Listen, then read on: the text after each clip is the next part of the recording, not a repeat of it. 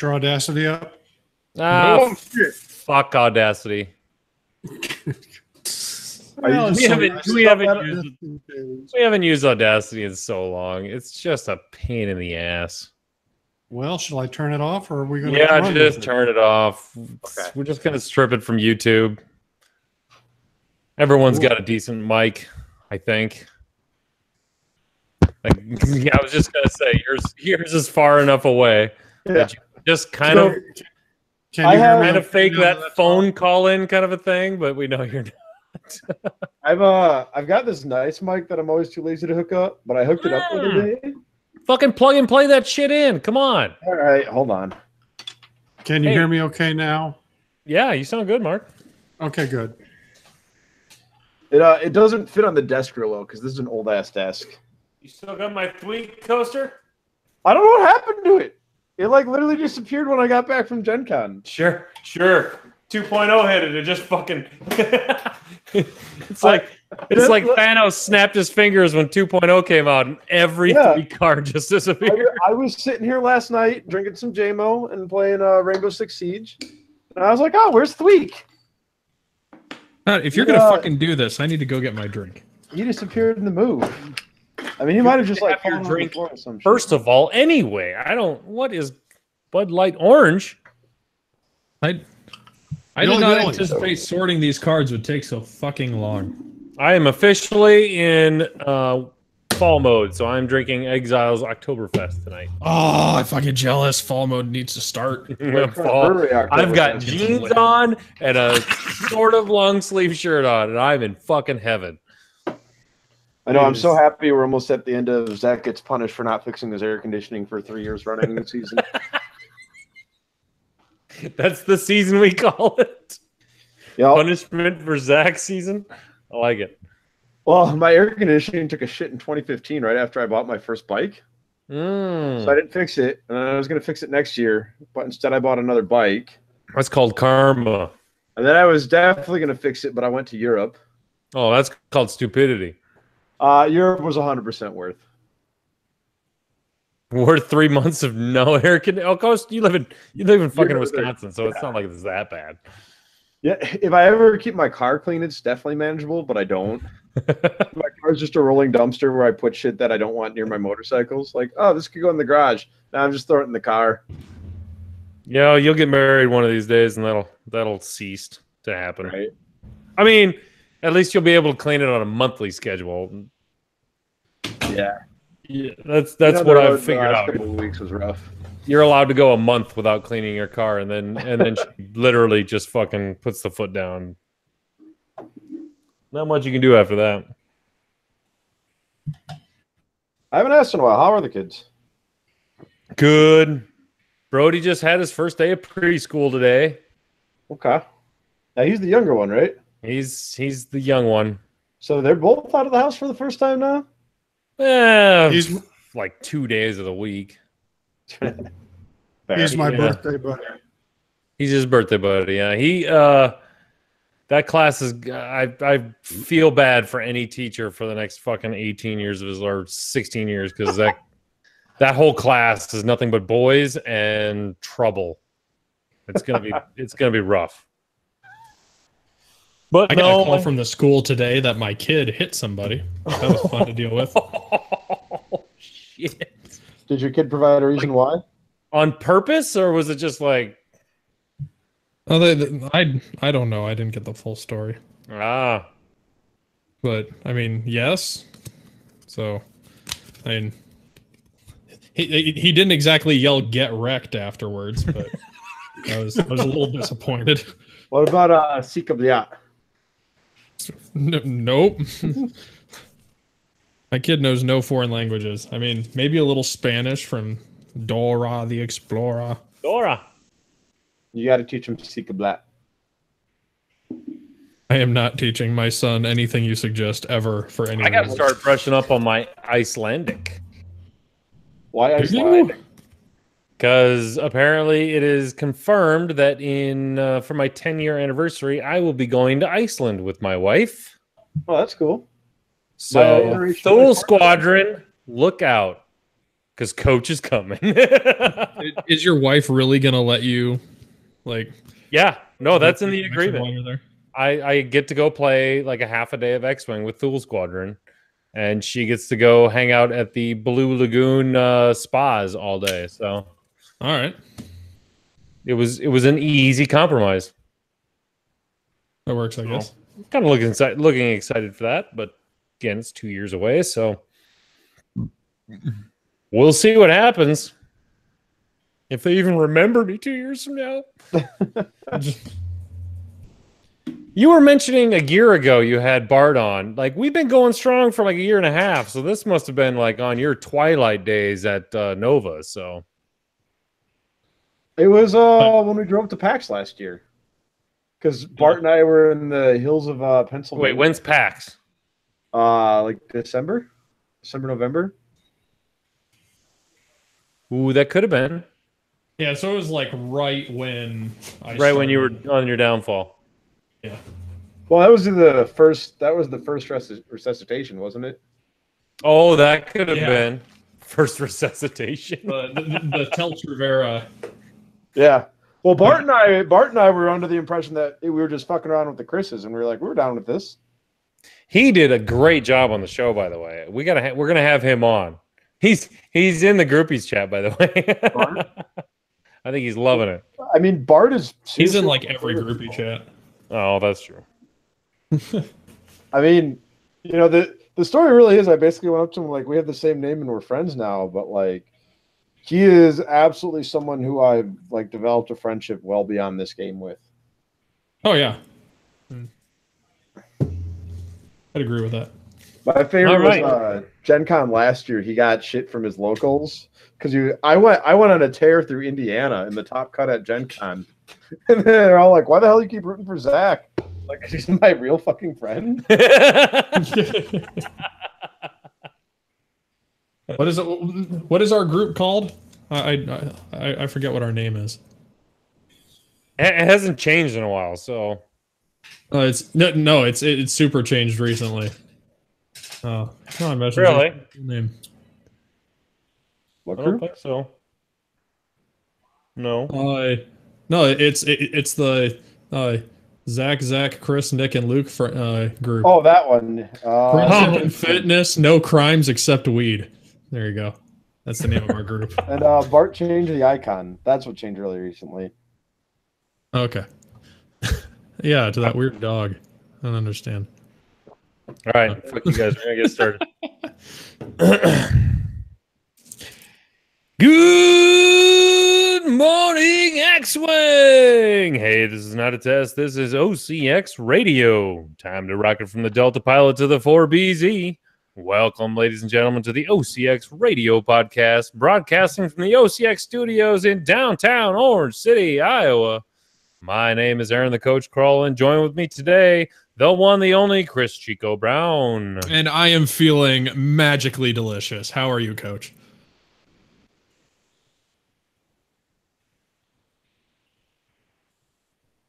Also with us today, 487 miles to my right, Mr. Uncle Mark Tippett. Hey guys, great to be back. Good to have you back, buddy. Been a while. And also joining us, bringing up the rear, not that always, but coming from the state that is the home of the greatest football team ever, the ZACK Matthews. We're great. Jeez.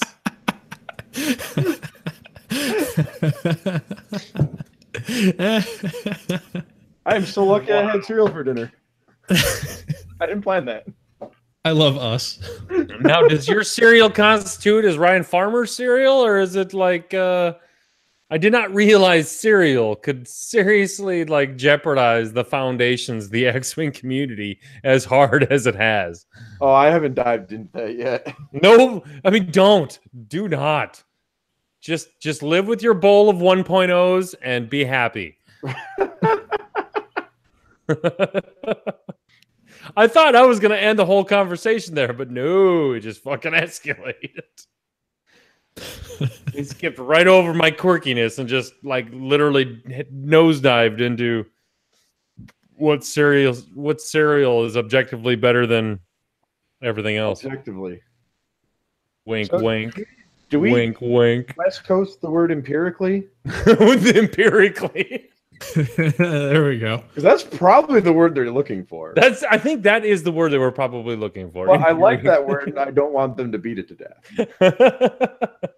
I don't know. Oh, okay. So I just pulled up dictionary.com because, you know, I'm curious, and it says in a way that is not influenced by personal feelings or opinions.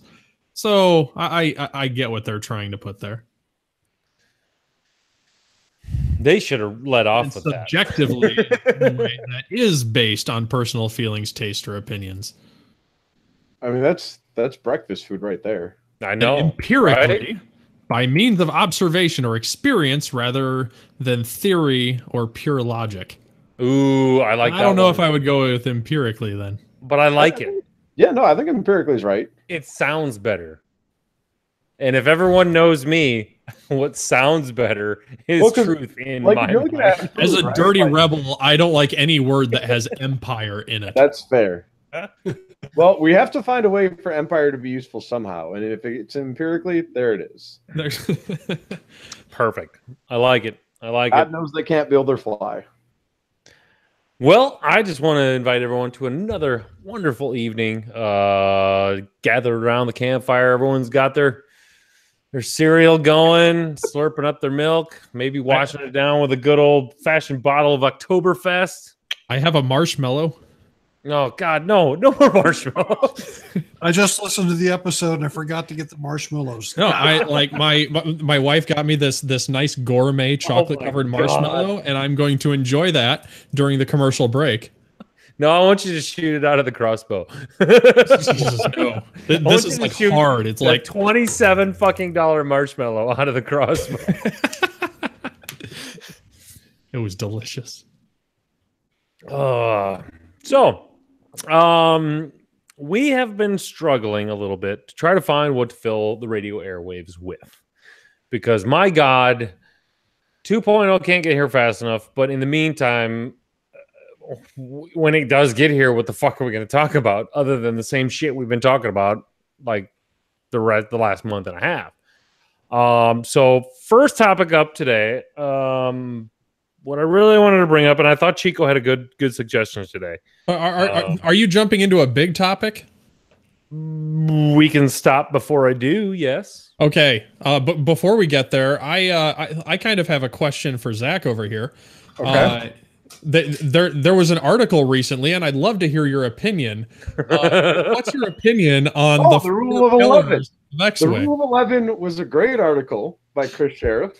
Yeah, I really liked the was. rule of 11 article. It's definitely something that a lot of people could use a good read on. Good answer. Oh no, Back no. to you, Coach. Please do elaborate. So Chico, didn't I text you this unsolicited like a year ago, just ranting about the pillars? Oh, you were so angry. I don't remember what brought it on. Is this gonna make Chris Sheriff mad? No, it wasn't even Chris Sheriff's article. Oh. Yeah. I What? hijacked it because so since some people caught up, Coach not so much. So I think it was Zach Bunn who wrote an article about the now 4 pillars of X-Wing. But also Chris Sheriff wrote an article about the rule of 11. So I saw where Chico was going and I hijacked it. Yeah. That was the game plan. It's So just the rule of 11 article was actually pretty good. Everybody should go and give it a read, and don't give him any shit for there not being anything about medium bases, because God knows he wrote it like over a year ago. So and also Like man, every medium bases fucking just- article that FFG puts out. they just Right. don't fucking obey math at all. Like They're it's above math. well, I mean, someone can correct me if I'm wrong because I haven't had time to play with them much on the table, and at least my table is currently buried by my roommate and I's furniture because he just finished moving in on Thursday. But Who's your roommate? a good friend of mine by the name of Zach Milroy. it's just Jesus another Christ. Zach. How many Yeah. fucking Zacks do you know? How many fucking Zacks do you that have the like only tied way up in your anyone can basement? get- Is that the only way anyone can get close to you is if their name's Zach? It's an important feature. That's basically how Zach Reynolds and I. It was the other Zach that Zach Bart mentioned. To the Z power. That's what it is. We ran a running league for a story league at Board Game Barrister for a while that my friend Ryan Krippendorf ran of Rebels versus Imperials. Wait. That guy's not named Zach. I don't know how he can be your friend. Person I've met. Associate. realized- Associate. Let's just yeah, go with associate. Right? Creator of the Vampire Hunter card game. You should definitely check that out. We have. In the stores now. I haven't. But, so we realized we had it was a pretty big running campaign, and we had Rebels and Imperials, and we realized that if we took the Zacks from each side, the Rebels and Imperials, we could make our own Scum and Zack and Villainy faction, and have it be equal to the Rebels or Imperials. Yes. And like the weirdest idiosyncrasy we all have is that for some reason all of us grew up not knowing other Zacks until like I don't know, we hit like our early 20s. So then when we started meeting other Zacks, it was just intensely novel to us. Like I've heard that from Milroy, I've heard that from Reynolds, I've heard that from Bart, I've heard that from Lovedoll. I did meet Zach Rice, who I share a birthday with, much younger. I share a birthday with two Zacks, by the way. Are I you wish them sure a you're happy not birthday triplets? earlier. Just like Well, one's separate a year older, embryos. one's a year older, one's a year younger. So that's some heavy science I'm not ready for.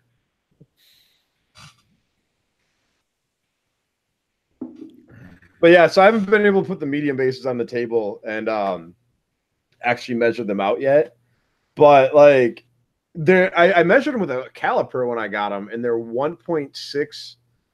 I can't remember what the ratios. They're like 1.6 times the length of a small base. So I have no idea how that ever adds up, except like every. Yeah, it's 50. not a perfect 1.5. Yeah. So I don't know how that. Did you use your calipers on like a 1 and a 2 to see if the 2 was exactly 2 base lengths? I didn't actually at the time, but that's also because like template imperfection is hard to gauge. Right. Oh God! And then is base imperfection a thing? Right. Something I've always wondered is like if there's people out there who like just take like nail files and just file down things to, you know, for whatever fucking dumbass reason they if think. there's is, people like, out there that are doing that, fuck. The nubs would be the big one, right? Like just to give yourself a little more wiggle room on the template, but also like right.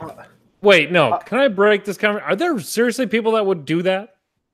Oh, super. Yeah. Like there's people who use those advantage templates because they give you an advantage. That's fine. That was pre-produced. Like they didn't, you know, they were given that. And fuck, take the advantage if they're going to give it to you. But I mean, do you seriously sit there and file your nubs down to Well, get maybe not that? the nubs, but like I've heard of people using cardboard templates and they'll file down the side of them to turn them into advantage templates. I mean, this is shit that I have to pay attention to when I'm judging events. Is like that person's using cardboard templates, and I'm pretty sure he's not a newbie. I better pay attention to these. So I mean, it's just dumb shit that like Wow. Okay. you don't want to pay attention to, but you have to because people are Proceed, ridiculous. Zach. Proceed. So I think that about wrapped up the 1.6. But so I don't know, Chico, do you want me to actually rant about pillars? Go for it. We got nothing else to talk about. I would say I actually, so truth be told, I don't hate the concept as much in 2.0 because it seems like they actually designed with that shit in mind. But like my whole argument in 1.0 was that they were already like, by the time they started talking about pillars, they were so far gone from that concept. Although now that Chico mentions this editing time, maybe it existed at the time, but like, because they were like, oh, the original pillars were what, turrets, jousters, and arc dodgers. Swarm. No. Right, turrets, jousters, and arc dodgers. Because it was to define types of ships, not types of Yeah. ships. There you go. Yeah, but everything was just so fucking muddled. And then what was the fourth one? Bombs now? Well, yeah, bombers is the new one. Yeah. And the thing about bombers that actually does fairly well is because there's not only the bomb aspect, but there's the heavy ordnance. Yeah. The Alpha Strike. Yeah, but most Which is of our just bombers, jousting. Well, no, but actually, what I was going to say is most of our bombers suffer enough on their dials that it does differentiate them, like between like a TIE bomber and say an X-wing. Right. Is an X-wing definitely is not a bomber; it's definitely a jouster, but has more positional capability and a more open dial than a TIE bomber does.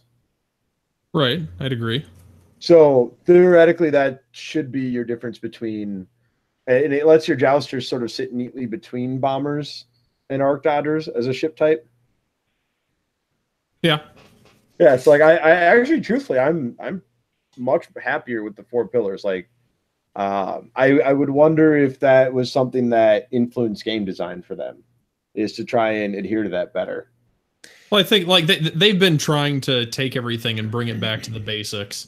So I mean, now that you have less of those wacky combos where, you know, suddenly you have X-wings that are arc dodgers and you know, TIE interceptors that are jousting and like Well, yeah, because it was, you know, all your arc dodgers as an added bonus could token stack so hard that they could out joust, and Right. you know, because large base boost was so abusive and their dials were so good, you know, especially the Falcon and the YT-2400. They were better arc dodgers than, you know, darn near anything that wasn't Sunterfell. Yeah, and all of your bombers were shit, and all of your turrets were good bombers. Yeah. That was always a little infuriating. So bringing it into 2.0. Now, I know you said you haven't really put 2.0 much on the table. I haven't done it for math purposes. We've been proxying since we can. Oh, okay.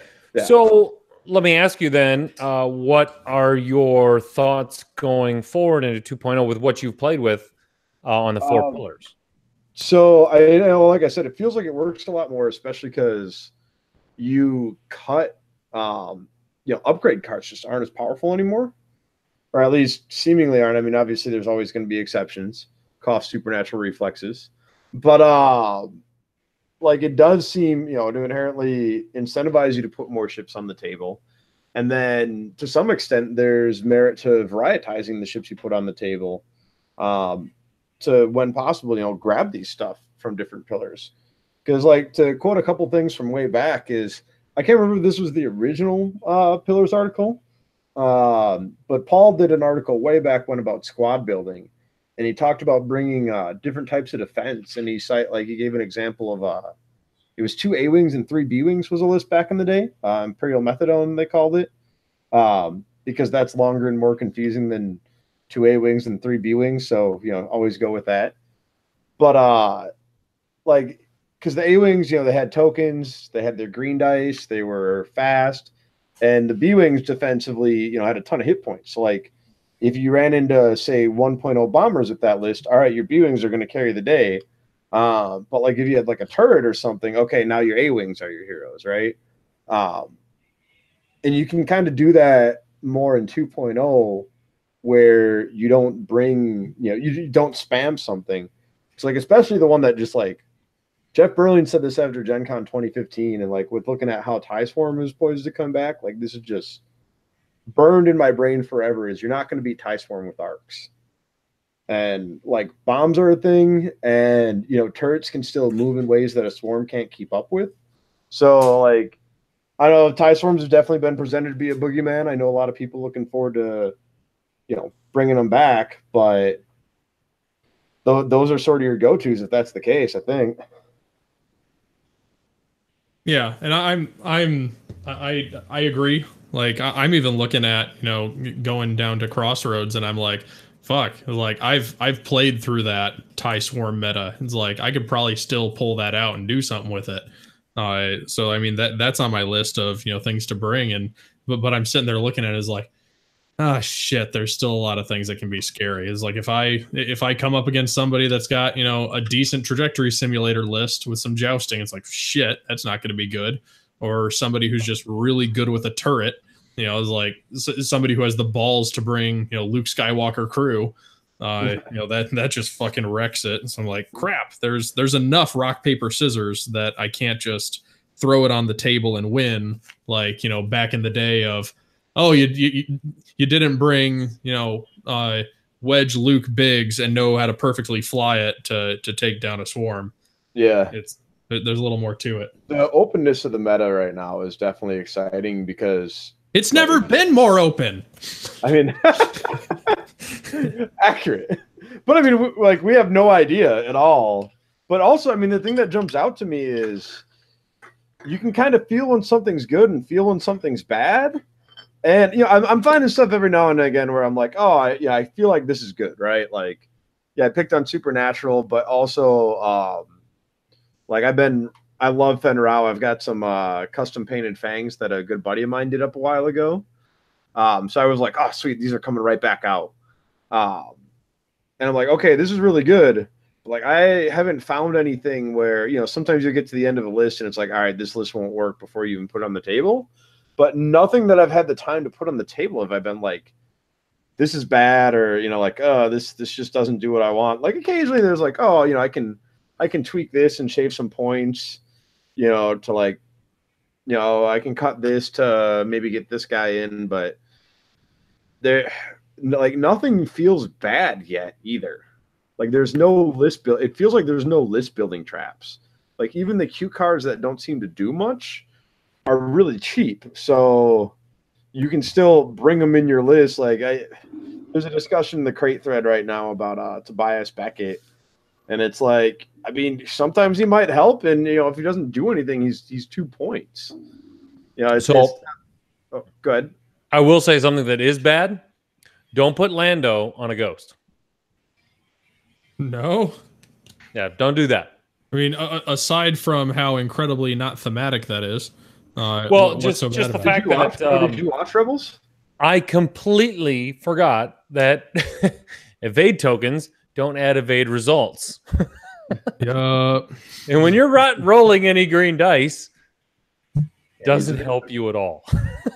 Now, good. On the flip side, Lando is super fucking good. The crew card. Yeah, now that he can't bottom out. Now that you can't bottom out. It is super, super good. As cheap as he is really good. And what does he do? Because I super don't remember. So as an action, you roll 2 dice, and you get the token for whatever comes up as paint. But if you roll double blanks, your opponent has to choose. You either get a focus or you get an evade. Oh, okay. So there's no real downside to it. Just don't put him on anything with 0 agility. Right. That's fair. But yeah, trying to remember that it doesn't add results and, like, forgetting the past, and so hard. It's so hard for my minimalistic mind. It's just not. 2.0 is a bitch for me right now. Yep. I've been playing around with Luke Skywalker. Shoot, I forget to even use R2-D2. I'm scared to try to get a shield back because I won't get to shoot that turn. And if you keep shooting me, good. If you keep shooting me, I just get force tokens back, so I use them to evade with. Yeah. Yeah. I mean, that's one of the things I'm terrified of. Like with the TIE Swarm, you fire at Luke, he gets a freaking token like every single shot you take. Every single time. Zach, I wanted to bring it back to the 4 pillars. With the bombs now that the way they are in this whole system phase, do you think that bombers deserve a whole nother pillar unto themselves? It's the system phase and the general buffing of ordnance too. I would say so, because those have kind of gone hand in hand. I think you missed it when Chico and I were touching on it, but you see these bomber style ships as, you know, once they've dumped their ordnance, they, you know, if you compare like a TIE bomber to an X-wing, the X-wing does have the better dial, a little more health, and it's got more repositioning options. You know, obviously it doesn't want to just head up, walk into a bomber at range 2, but, you know, after the fact, you know, if you're, let's say you're in a weird world where it's, you know, 2 bombers with ordnance against Han and 2 X-wings, and the bombers have a decimator, and you trade the decimator and Han, and it's the X-wings versus the bombers, right? Like, the X-wings are going to be ahead, the health and other things subjective if the bombers have blown their ordnance, right? Like it's a better ship post ordnance, but all that ordnance is really powerful now in 2.0. Yeah. You know, Yeah, it is. It is very powerful. In 1.0, it went from a trap to taking over the game in one wave. Well, they definitely sort of hit the sweet spot like immediately with, you know, proton torpedoes, homing missiles. I think it was the charge counters that did it. It was Oh yeah. you got two shots off. The combo of the charge counters and just the ordnance being better as a whole. Yeah, you don't have to spend the target lock. I mean, you probably will, but yeah, you don't have to. Yeah, I would play one charge proton torp. You're low in it. Generics still struggle a little bit grabbing their locks, which is sad for them. You know, because you don't want to spend too many points on those ships, but yeah. But again, they're low points, and I'm sorry. I think in 2.0, low points is huge. Yeah. Especially if you can't kill that one generic that's down half points. He just runs away. And there's no auto thrusters for infinite defense. There's no infinite lone wolf. So putting more shots in you, like even supernatural aces, they can only dodge to so many spaces. You know, Vader doesn't want to take a 3 dice focus shot from an X-Wing, even if it's at range 3. And I guess that's what I love about 2.0 a lot is it is rewarding good flying, but it's also rewarding like I'm just going to throw a shit ton of dice at you and your dice are going to fail. They're going to fail sometime. It's just up to you to take out all of those ships that are throwing dice at you at one point. Yeah. Yeah, in those turns where you can get the positional advantage just to get ahead in any way, shape, or form matter a lot. Right. Yeah, I just brought up the question with the bombers because the system phase seems to it's all out in the open now. It's all public knowledge where it's going. Yeah, I'll say I'm super not afraid of bombs, like at all. Right. I mean, they're so cheap though. Like I mean, proton bombs is 5 points with 2 charges, and Y-wings are dirt cheap. You can just bring a bunch of bombers and fuck half the board. I've found out that if you can trajectory simulate, and I think mines are where it's at now because you can guarantee that they're either going to overlap them or they're going to go off. Now they kind of nerfed mines a little bit, not much, but if you're a good mine player, I think you can really mess up some of these guys. Trajectory simulator is going to be all that gives it power. Because if you look back in the day when seismic charge and proton bomb and all those things like were out, but you didn't have trajectory simulator, you didn't have action bombs, like they were just extra fluff you kind of tossed on because you had nothing else to do or you super didn't want anybody to go behind you. Now with like you still have trajectory simulator, so that still makes things like a little scary, but like just a regular seismic charge or proton bomb sitting on a ship, I have a feeling people are gonna fill that space with other things. Yeah. It super depends on the ship and even individual pilot, because like Nora is a really good delivery method for those. The other one we were kind of laughing about is that high inish action bomb or mines are the new low inish ones, because like if you've got an IT-5 ship, you can barrel roll or boost or whatever reposition you have, so that at the start of the next turn you can drop a Connor net or prox mine on a ship. A lot of thinking ahead that most people don't do. Well, you got the reposition though for it, right? Like I don't know. A lot of times I look at the board and I'm like, well, my ship's not maneuverable enough to arc dodge it, to left to the right, but I can try and go past it, or even just ram into it to set up next turn. And if you 3 bank and you leap over something that's right behind you, guess who's eating a bomb next turn? Well, and I guess I don't know, Chico, is a segue into your segment that maybe we want to go into? Sure. Okay. I think this is worthwhile. So go for it. Well, I want to segue into that in where getting into list building for 2.0. Is this good? Is this bad? Does this work? How do you learn from the games? Because let's admit it, We're all starting over. Everyone is starting over. Even the best of the best, they're all starting over. You got to put the reps in. You got to get the chips on the table. You got to put the right cards together. As much as 2.0 has gone to probably lessening the combos and putting more on flight, they didn't leave the combos out. I mean, they're still there. They're just not to the nth degree where you're just going to dominate everything. We don't think anyway right now. And what we want to discuss maybe for the next couple of minutes or so, how do you A, approach squad building in 2.0, and B, how do you more importantly learn from the game that you played with possibly, or like you're like, oh shit, I screwed up. How do you learn from that? And what steps do you take to maybe either change that list or just go, this is just not working, I got to change the whole list? What kind of I guess it's going back into the old 1.0. Reps on the table. What does it take with 2.0? I mean, one of the biggest ones for me is to try not to knee jerk into anything that I see like in one game.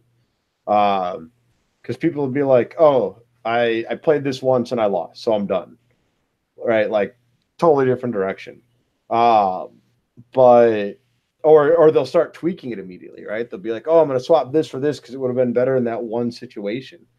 Play it 2 or 3 times to get a feel before you just start pulling something else out. I'll even do it where when I go to a game store, especially when the weather's nice and I can ride, I'll only put like 1 or 2 lists in my box just to limit how much I can, tinker and play between games. Because when you're trying to feel out a list, it's very hard because you do it organically during a game when you've got all these decisions to make. Like, a ship that took me forever to figure out was the Shadowcaster. I played maybe 3-4 games of the Shadowcaster. I was like, nah, I'm out on this. I don't get it. And I was talking to someone else later, and the bell finally came on, and I started playing it again. And I not tried to get multiple games in with it, like I didn't figure it out in 2 or 3, 4 games, but I definitely wasn't going to figure it out in one. Yeah, and I'll agree. And part of, like, just like you said, learning the ship, learning the list, learning the combos. I mean, if you just get trounced in a game and you look at something as like, man, that just super didn't work. It's like, yeah, but I missed like 8 triggers because this is the first time I played that. Like, you can't really judge that. Or did I just set up and I thought it was a jouster, but turns out it was an arc dodger, and just not understanding your list well enough, and you just got to change your strategy a little bit and look at what list you were playing against. It's like, was this a hard counter? Is it something that I would actually expect to see like at a tournament, or is this some like thing that I could look at and go, I'm probably not going to see that. And how would it do against something else? Is like, maybe I should pick up a more meta list and try it against that. And there's a lot of things to think about before you just take a list and either throw it away or start changing it like crazy. So Mark, yes. He's the wrong person to ask. He'll just no. This is the perfect person to ask, because I know for a fact that Mark and I started when the game came out. Right. Correct. So I'm not sure, Chico and Zach, did you guys start right when the game came out? I started in time to pre-order Wave 4. Okay, so no. Right. And I right after I got my core set, I got an interceptor and an A-wing. So like right when Wave 2 dropped. You're pretty close. Right. You're right. Okay. Mark, I know you and I started right when the game started. Does this feel like exactly what is it, 5.5 years ago, 6 years ago? Yeah, I mean it really does. It's experimentation. It's flying X-wings again. It's getting a feel for this whole pivoting arc thing with the Y-wings. It's it's fun. But yeah, tie swarms scare the hell out of me. They scared the hell out of me 5.5 years ago. They scare the hell out of me now because I see my son eyeballing them, and I'm going, oh, God, here we go again. Don't we all know we're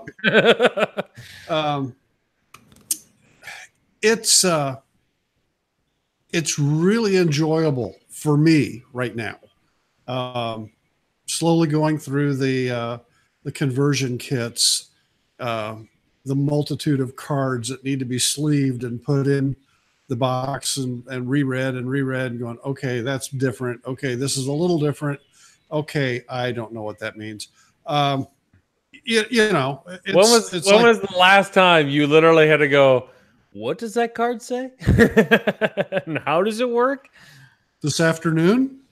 See, right? Exactly. That's what I'm saying. You know, 2.0 is bringing a whole new, like, it's that whole, you know, wait a minute, that's not how that works. Oh, yeah, 2.0. That's going to be a little different now. When at Gen Con, when we were playing the 2.0 thing, I look at R2D2 and I go, holy crap. Sure, you only get 3 shields, but you don't get to shoot. No, I have to keep shooting. And they kept shooting at me, so I kept getting force tokens, and I am going, oh, this really works out well. I get to keep evading things. Yay. It's a fun period. I may or may not have a chance to go play up at Dion's thing on September 22nd. That's your son and my birthday weekend. So don't know if I'm going to get up there or not, but I think Tyler's going to be up there, and that'll be quite the experience to see what's hitting the table then. I can't wait to at least see the replays. You know, I'm sure they're going to Gold Squadron podcast everything. So that's I'm looking forward to seeing the 2.0 really hit the streets now. You know, we're what, a week away from officially getting here. So we are officially 1 week and a couple of hours. We're gonna have a special pre-release party 2.0 next Wednesday. So looking forward to the app. Looking that the running joke is yes, the app. Here, yeah. It's exciting. I giggle when I think that I can put 5 Gold Squadron Y-wings on the board at one time. All of them with turrets. Hey, you can do that. Bullshit. Turrets, you can. All right, never mind. I was gonna say you can do that. And their initiative / pilot skill 3. So bad. Ridiculous. Fun. So yeah, I'm enjoying this. How many games you got, Mark? 2.0. 5 or 6 now. So in your list building stage, have you been trying a lot of different lists, or have you been kind of zeroing in on one list and just kind of critiquing it? I'm flying similar lists just to get the feel for the mechanics and various support cards, again, to get the mechanics down, because there's nobody to really go ask. The triggers are huge in 2.0. I'll give you that. And the whole force thing is, to be honest, I'll rarely fly anybody that has force capabilities, but it's so much fun playing around with it right now. Oh yeah. My gosh, Vader is awful. Awful in a good way, but just awful for me. Awfully good. Awfully good. Awfully good. Yeah, kid tested, mother approved.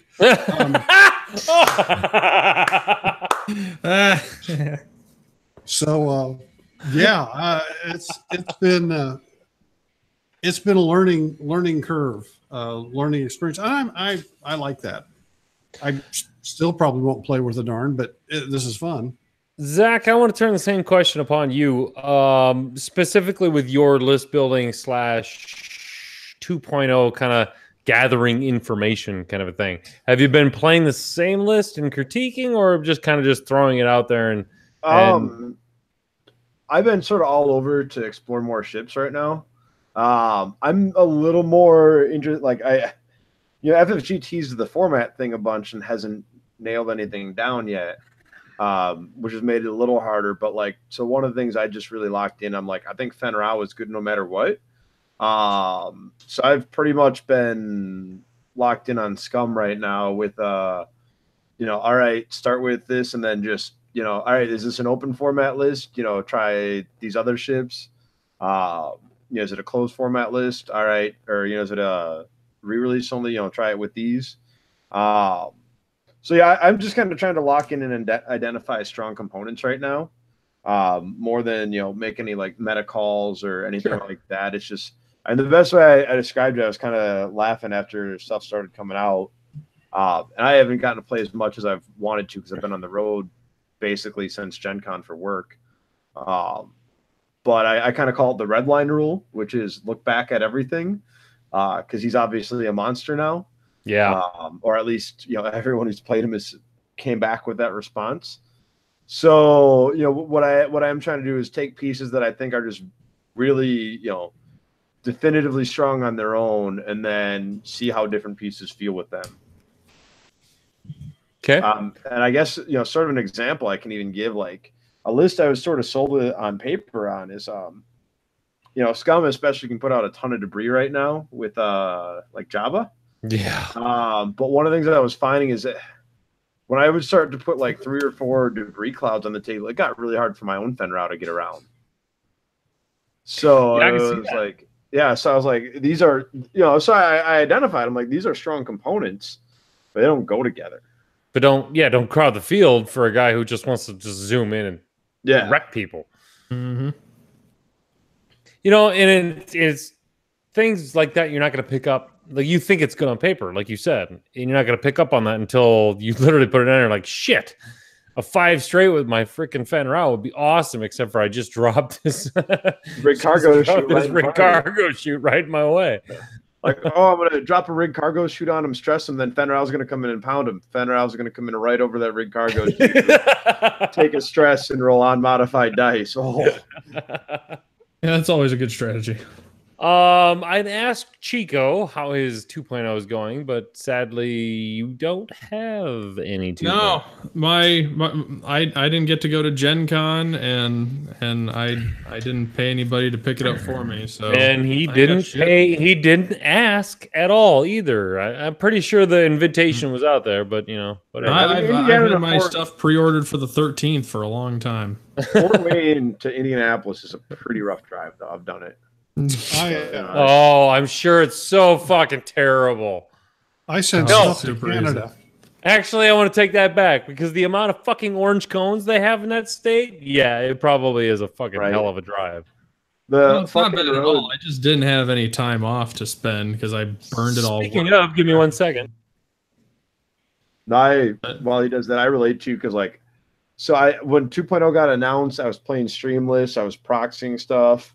Johannes came up here for when I ran one of my store champs, and we just put proxy stuff down and swapped out chemo bases when we had to try out some 2.0 stuff because points dropped while he was up here. But then I got my 2.0 stuff from Gen Con, put it on my table, and then didn't come home till a week ago. Nice. So this is our little token. Fuck you and your Chad tokens. I got this.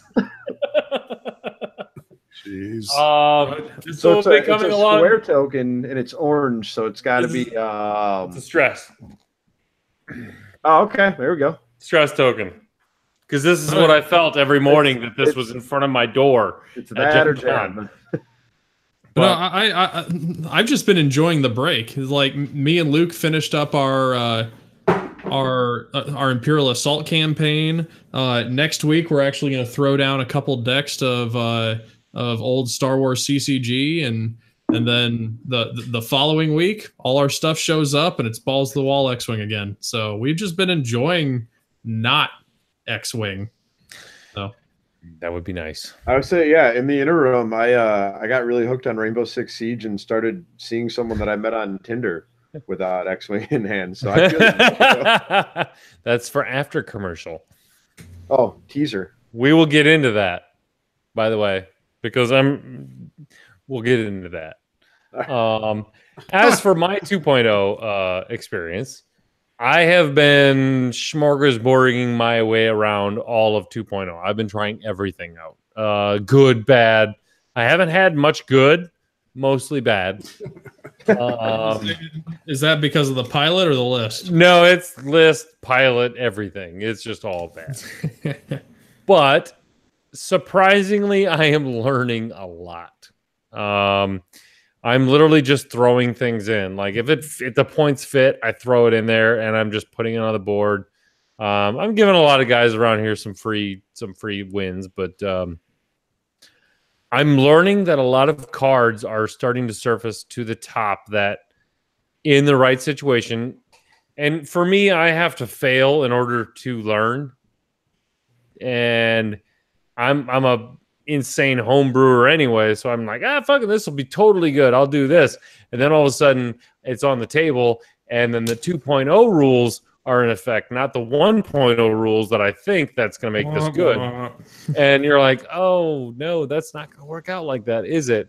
But I log it upstairs and say, but this on this and this over here, or maybe if I did this different.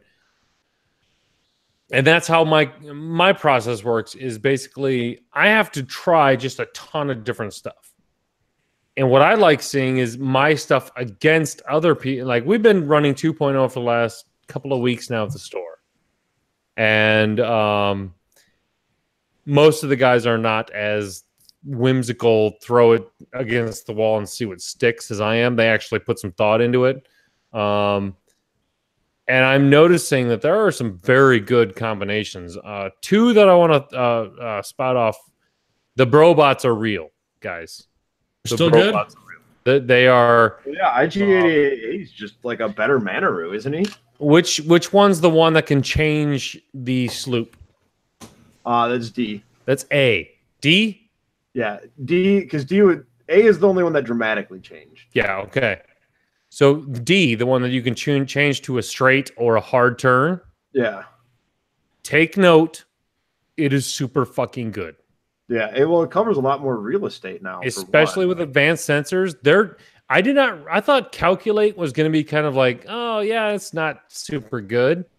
But on Brobots, they get 2 before they do that maneuver. And I will tell you right now, I've seen it a lot. 2 Calculate pretty much does what it needs to do. They don't get rerolls, they don't get a bunch, but that double Calculate and the guy at the store is running it. It is amazing how. Oh, I'm sorry, Eli. With Elusive is crazy good. It's not the trap card that it was in 1.0. How many points is it right now again? He's actually running like 20, or he's got like a 15-point bid right now, so he could fit more on there. But what is amazing does he bring a third ship? No, really? Because I'm actually. What were you asking about Elusive? How many points is it? 3.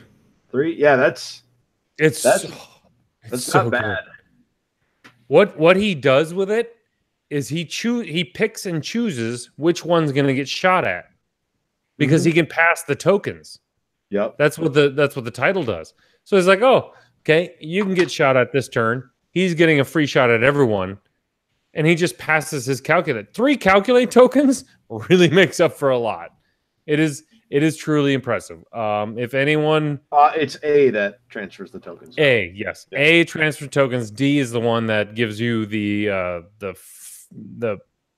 Well, so wait, which pair do you pick then? Because don't people usually pick B? Usually it's B and C. Usually it's B and C, but I'm telling you right now, A and D is ridiculously good. Yeah, I guess I can see people passing on B because you're going to be hitting things a lot more. Yes. Like it's like people aren't just token stacking, like laughing at you. Yeah. The Well, not advanced only that, but you're not getting gunner on a heavy laser cannon now. Nope. You know what? Ion is the heaviest cannon you can take on those things. Yeah. Yeah, you're definitely not taking gunner just for tractor beam. No, you're not. Right. If flown well, A and D work very well. Advanced sensors, elusive, and the title. It is impressive. It's very scary. Wait, advanced sensors, elusive, and the title. That's it? It's like you still have 34 points. Yeah, no, he had a huge bit. Like he just didn't know what else to put on it. Yeah, because actually I want to try this now, and I've got a little bit of points to move around. Oh, no. Okay, sorry. Eli's in the chat. He put shield upgrade on it. So now it's still the 4 shields, 5 hull. Which blows your fucking mind when you play against it because you're conditioned 4 shields, 4 hull. And now you sit there, you're like, he's dead, right? Nope. They have 5 hull. He still has like 15 points left. It's ridiculous. So, all right, so here's a list for you. IG-88A with title, IG-88C with title. I like C better. But also then Torkel Mux with IGD, engine upgrade, and Moldy Crow. Goddamn Mux. Fucking Mux. Well, and remember, because he can boost to evade now. Mux can. He can. Steal someone else's focus. But I will tell you right now. I'll tell you right now. With D, you never need to boost. He double calculates every single time because you just pass it off. You just pass him over. Like he's not getting shot because he did the 3 hard turn sloop. And I was like, well, but he's still got his double calculates. He passes them off. It's fucking ridiculous. It is fun. It's fun to watch. Not when you're playing against it, but it's kind of fun. And before the one other list I wanted to bring up was Jordan was running the 2 Cutlass Punishers, the bottom of the barrel Punishers, and it had the mines, the proton bombs, trajectory simulators, and then he just threw Riot out there. She still seems good in 2.0. And it was monster, but she's still really good. It was so funny because you'd think go after, like he's like, the 2 didn't meld together. He gave me the bat rep afterwards. Like they're totally 2 different shit. Like I have my end game, and then these 2 guys, and everyone's going, fuck, I need to kill the Cutlasses. But they're totally forgetting about Riot, which is a huge factor. But you can't forget the Cutlasses and go after Riot. It's one of those hard decisions you have to fucking do. It's what I love about 2.0 right now. It's just like, what the fuck do I do? Like in this situation, they're beatable. They're totally beatable. But if flown right, they're gonna make your day a living hell. Am I actually gonna be sad that I only own 1 TIE Punisher? Yes. You need to own 2. I'm telling you in 2.0, you need to own 2. Motherfucker. And die 2. I feel like an absolute idiot for selling down. I had 5, and I sold most of them. Jesus. You're my fucking hero. I really wanted to build the TIE Punishiest. And the TIE Punish. I don't know if you guys saw that right when Wave 8 dropped. Someone that was my favorite picture ever. Yep. That's right on my phone right next to the Chaos ammo that I throw up all the time. And Pixie from Ace Combat Zero with the caption, "This is what V2 is for," whenever I'm watching 1.0 games. I'll tell you what, the Punishers look really damn sexy on a medium base. I'm not going to lie. I don't know. Really so if anybody wants to see this, here it is. The TIE Punishist. There we go. Boom. So much punishment. There's so much punishment there. So I think one of those, if you buy 5 Punishers, I did the math, you can make 2 of those. That takes more than 2 Punishers to build. Can't you take the tubes off of the bomber and make a bunch of those? The bomber's not as good of a $1 to tube proposition. You get $2. You get 2 tubes for $15 off of a bomber, or like 4 or 5 tubes for 20. Hashtag dollar per tube value. You gotta think about this, man. That is more tubes than a Saws Renegades pack.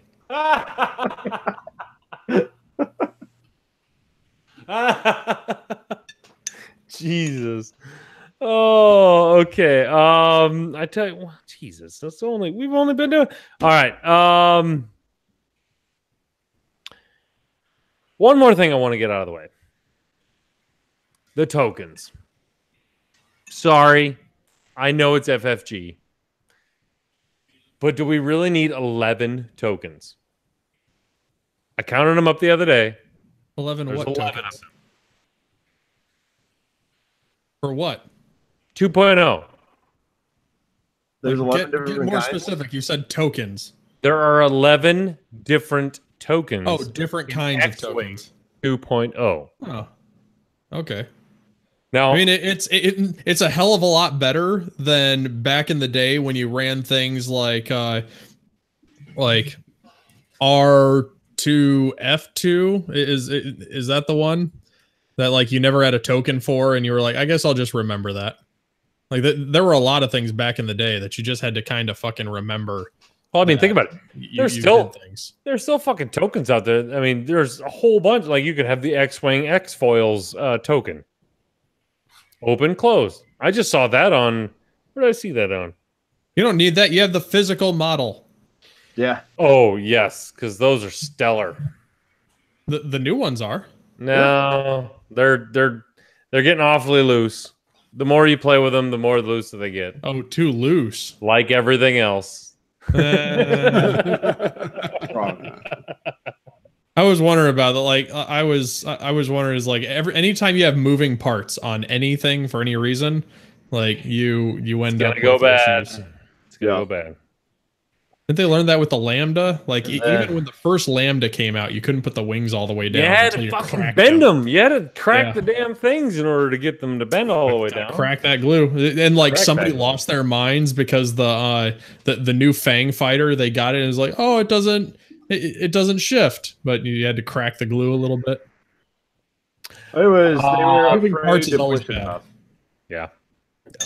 I mean, I like the effort. I like the effort Yeah. they're doing. I agree.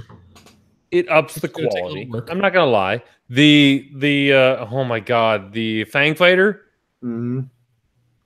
They talk about fucking like people come up to me like, Coach, can you do my Fang Fighter for me? I'm like, yeah, sure, because I've done it. I've taken the balls and just crack, but they don't have the balls to do it. They're like, I don't want to do it. You just got to kind of wiggle. But I can see where if someone doesn't know, they're like, they're supposed to turn, crack, and they just snap their little nub off on the freaking model. Right. So, I haven't messed with it, but my experience in other industries says heat is probably your friend.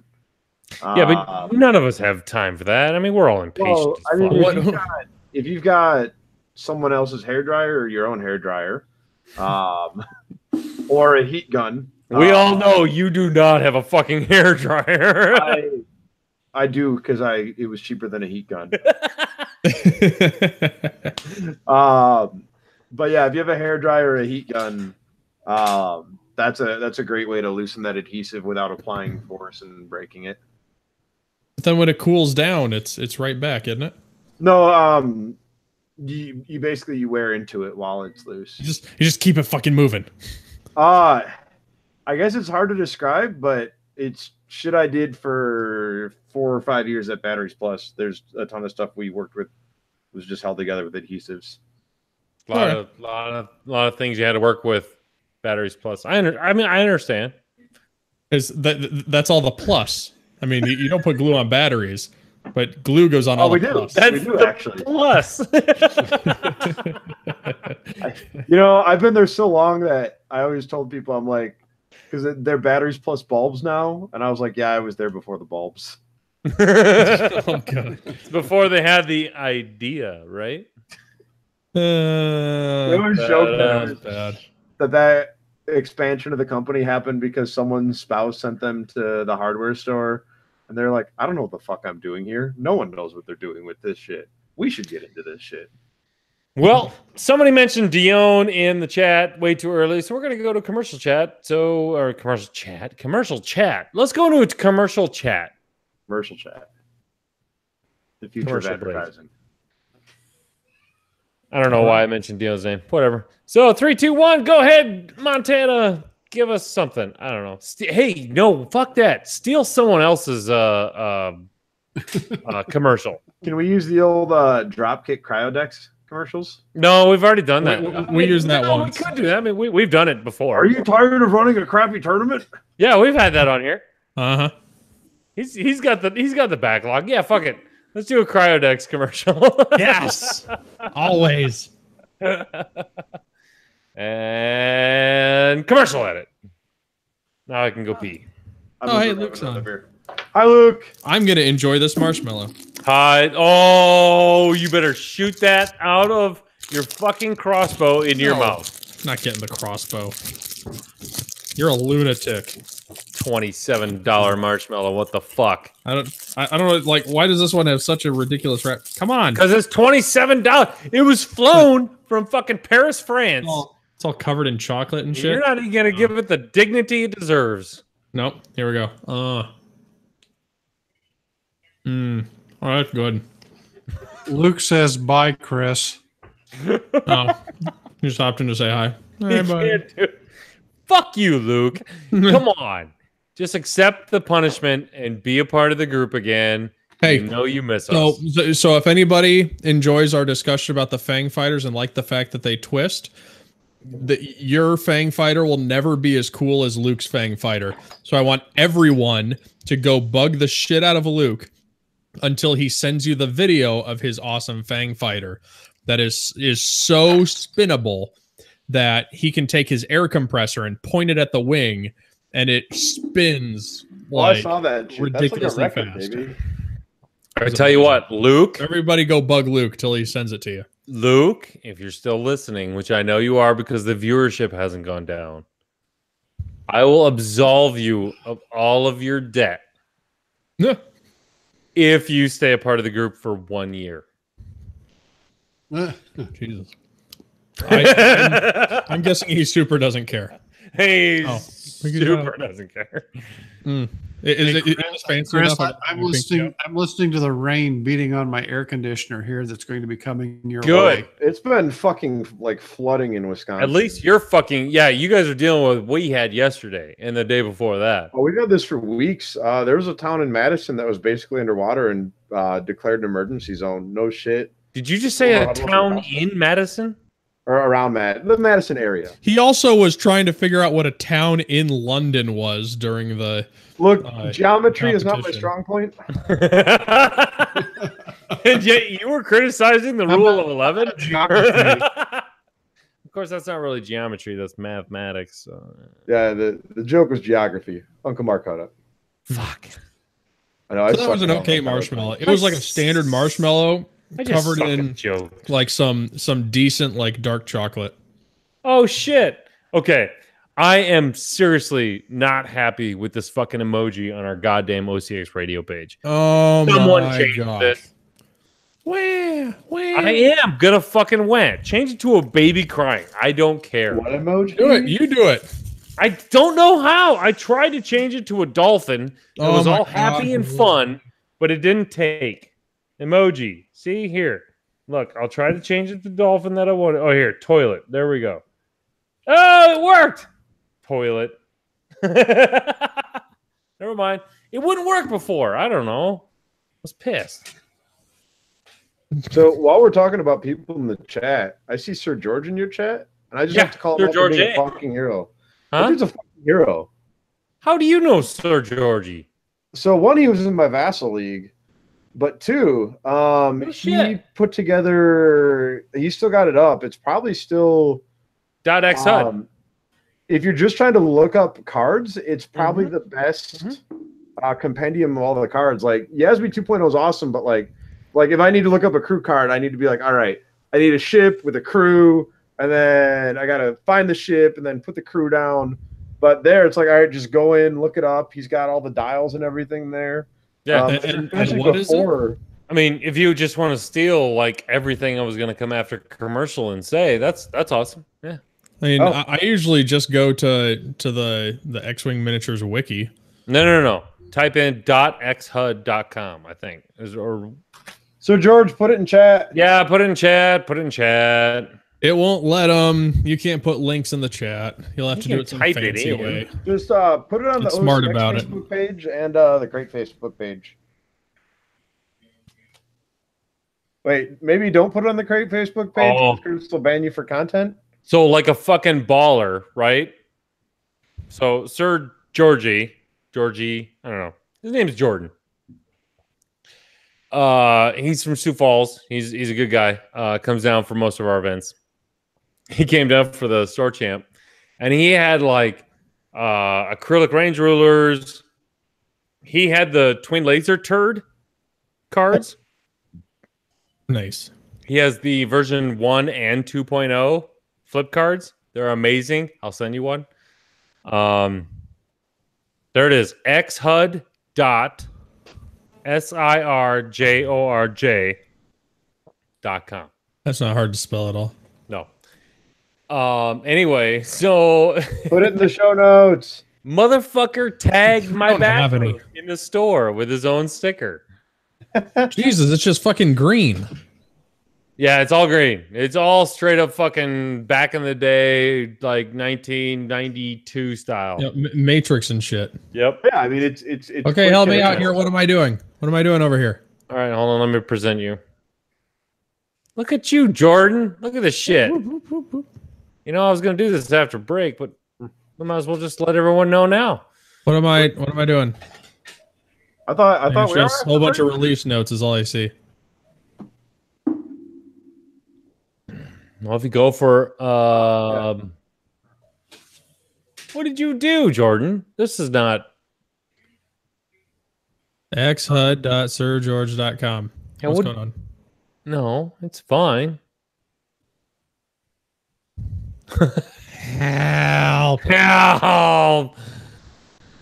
Hit website under xwing.cgi. Hit website under xwing.cgi. Right there, website. Website. To your left, Yes. Down and left. Down and left. Up. There. Okay. Motherfucker. So let's go to upgrades. Second edition. Oh, that's a nice little fancy list. Let's go check out BT1. Go. Oh, there's no picture. I want a picture. You know, Chico, I too can think of many times when I've been disappointed with the free content someone else has made. As the creator of some of that free content, I'm allowed to complain. Someone liked Paradox on Facebook page, and I forgot the review I left. I'm stopping presenting me. Can I do that? No. I'm getting off that then. Hi, you can just stare at me until Coach gets back. Oh, we lost Coach again? Yeah, he wandered away. Get some fresh air. Enjoy his habit.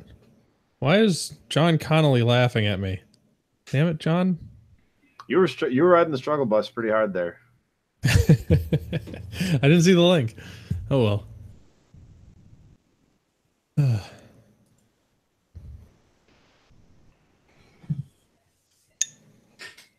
How's it going, everybody?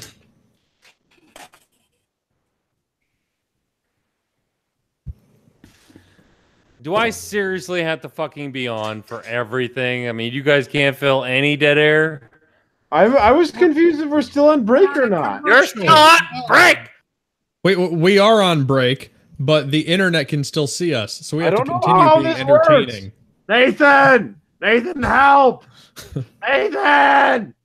What's Nathan going to do now that R2 doesn't give him shields every freaking minute of the day?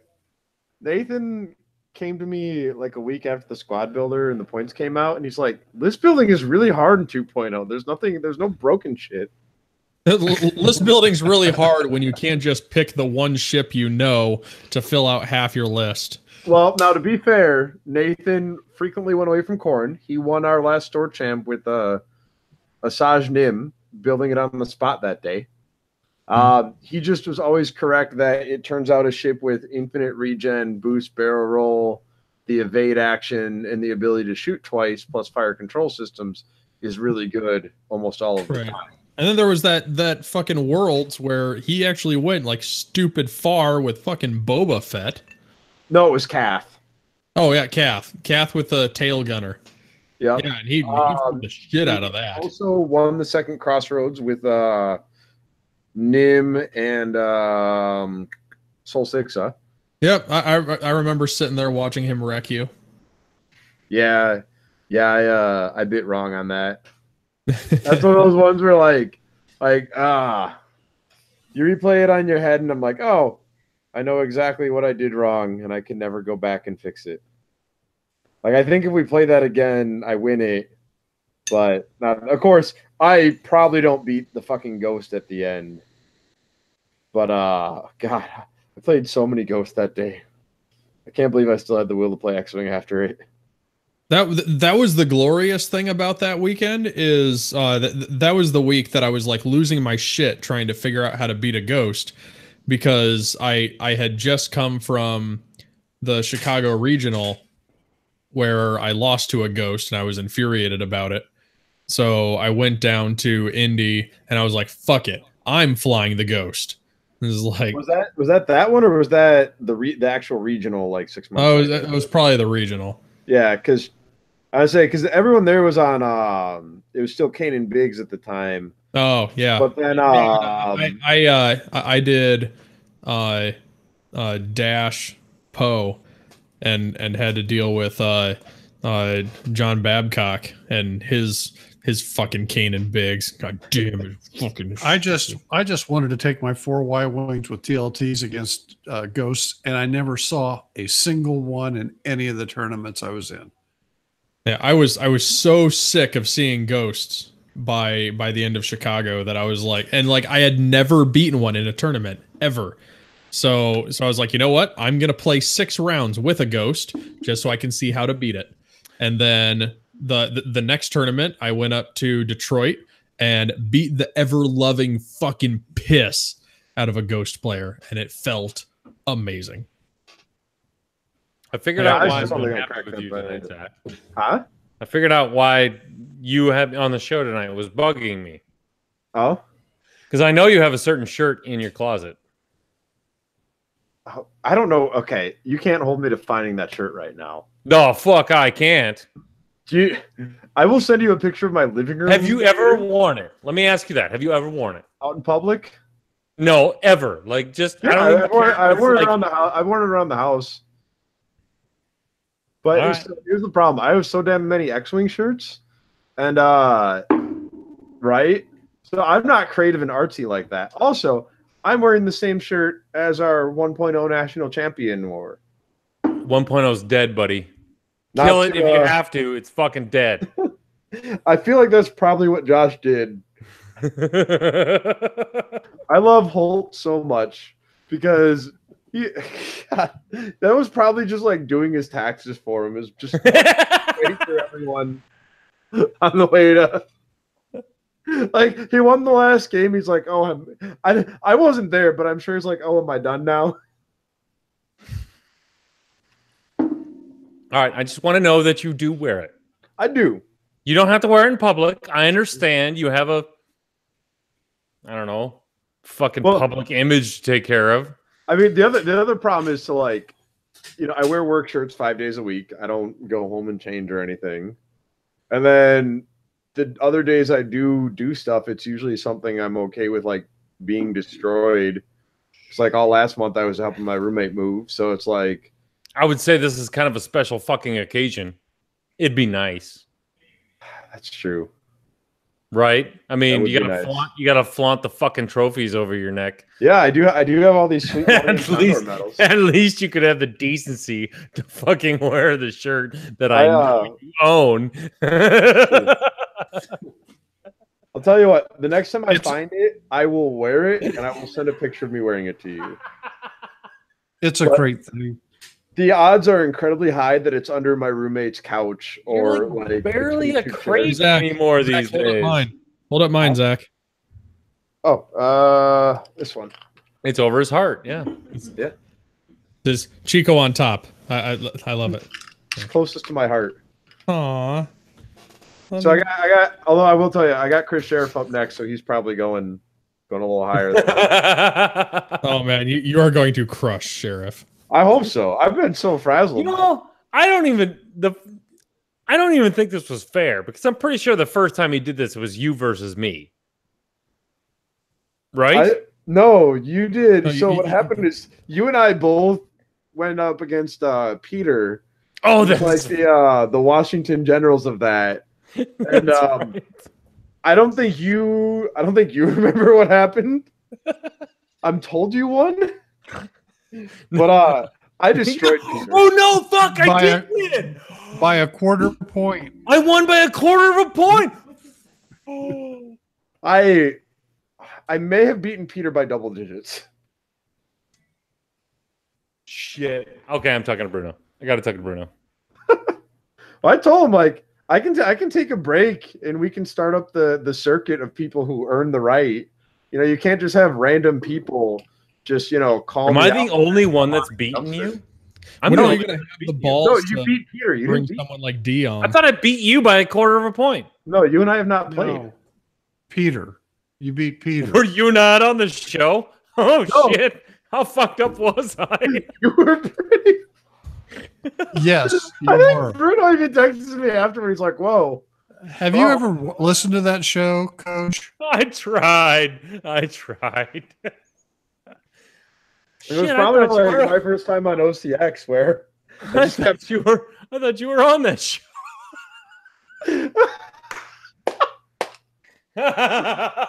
that's like, oh, I was talking to Big Vic.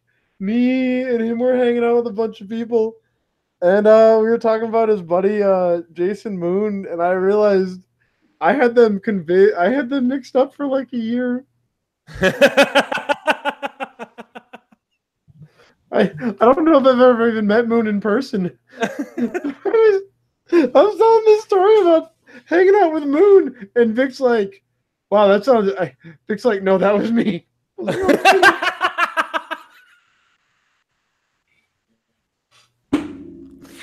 Yep. It happens, ladies and gentlemen. It happens. If you've never had the chance to, you need to drink with Vic.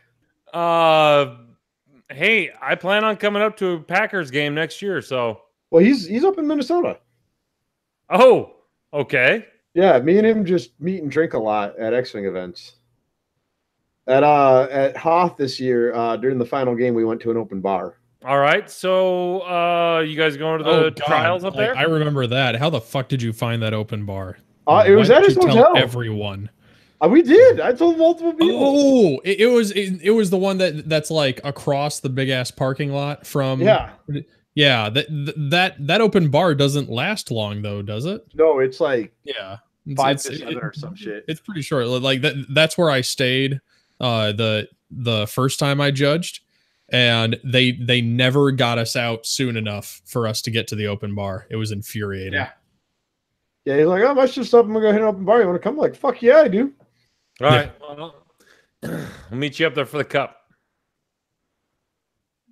For the what? The Hyperspace Cup. I'm pretty sure FFG is going to have a cup, not a trial. Yes, I can't remember the terms. Yeah. They're probably going to replace Nationals with those. You think? No. Well, so here's No, the thing. Nationals is going to be Nationals. Nationals, a whole fucking different thing. I'll see you there for the cup. So two foods for thought for you real quick. Because I also play L5R. So L5R for one. Wow, you're like one of the 5 people I know. Nationally. So they have a really similar system with their Cotes and Grand Cotes. Yes. They're following the same system. But they don't have like a U.S. Nationals or anything. Gen Con was a Grand Cote. That's because it's not X-Wing. Well, so the thing about X-Wing that you can do especially is the cup's the bigger one, right? So like one of the weird things about the way that the U.S. is, we've got 3 like distinct regions. Yes. So outside of back in the Midwest where it belongs, you really can't put it anywhere without screwing, a third to 2/3 of the country. Like, who the fuck can go to Nova? Like, you look at Nova and it's like, oh, that's a whole shit ton of people that don't come west of Pennsylvania ever, right? So it's like you can do 3 nationals equivalent events now on the East Coast, in the Midwest, on the West Coast, so that your players all have your player distribution, because the population distribution is probably right in that neighborhood, at least as far as X-Wing players are concerned. No. I'm just saying the article made no mention of it, and the system they're following doesn't have it either. I think like California and Washington and Oregon, like all those areas over there, they get a lot of system opens though. That's true, but that's what I'm saying is, and part of it is because like they never got a nationals and they weren't getting continentals. All right, we're gonna hit this one. Come back. We're coming back from commercial break right now. All right. Yeah, you're not gonna wait for. No, Mark can get off my playpen after we discuss this. So 3, 2, 1. Hey, everyone. Welcome back to the OCX Radio Podcast. This is your host, Coach. Also joined with Chico and Zach Matthews. And soon or later will be Uncle Mark Tibbet. Zach is wrong. So we're going to just lay this out. The trials and the cups. Certain people get picked for a cup. Everyone applies for a trial. Certain people get picked for a cup. It's not a regional thing. It's just like, they're going to do it like a regional kind of a deal. There's going to be a lot of cups. There's not going to be just a 1, 2, and 3. It's going to be, okay, you can fit 200 people. Hey, Coach, I'm going to read you an excerpt from a website. Go ahead. It's a little obscure. It's www.fantasyflightgames.com. Sure. /en/more/X-Wing organized play events. Can't believe it. It's just the internet. Regional and national championships will be replaced by hyperspace trials and hyperspace cups, respectively. So, right. Exactly what I just said. That's them verbatim saying nationals will be replaced.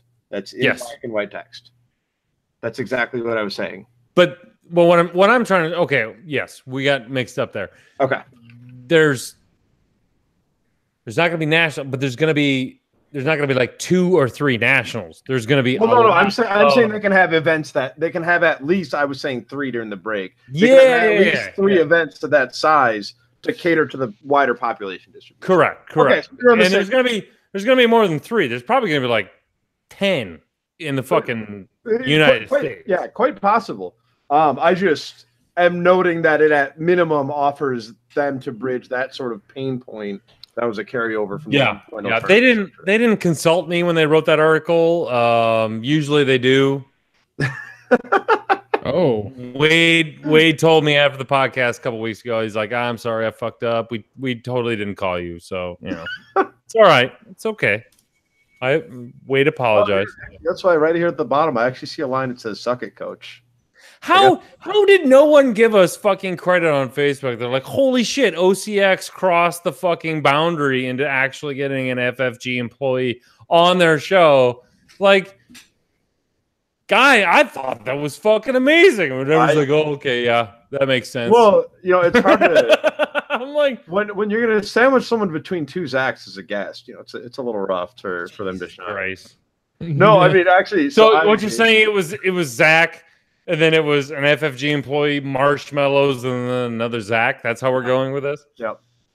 So you're saying Wade was the Hershey's of the fucking Zach's are graham crackers. I love Wade to death. And like anyone who, if that was your first exposure to him, like just go up and say hi to him at events. He's really nice.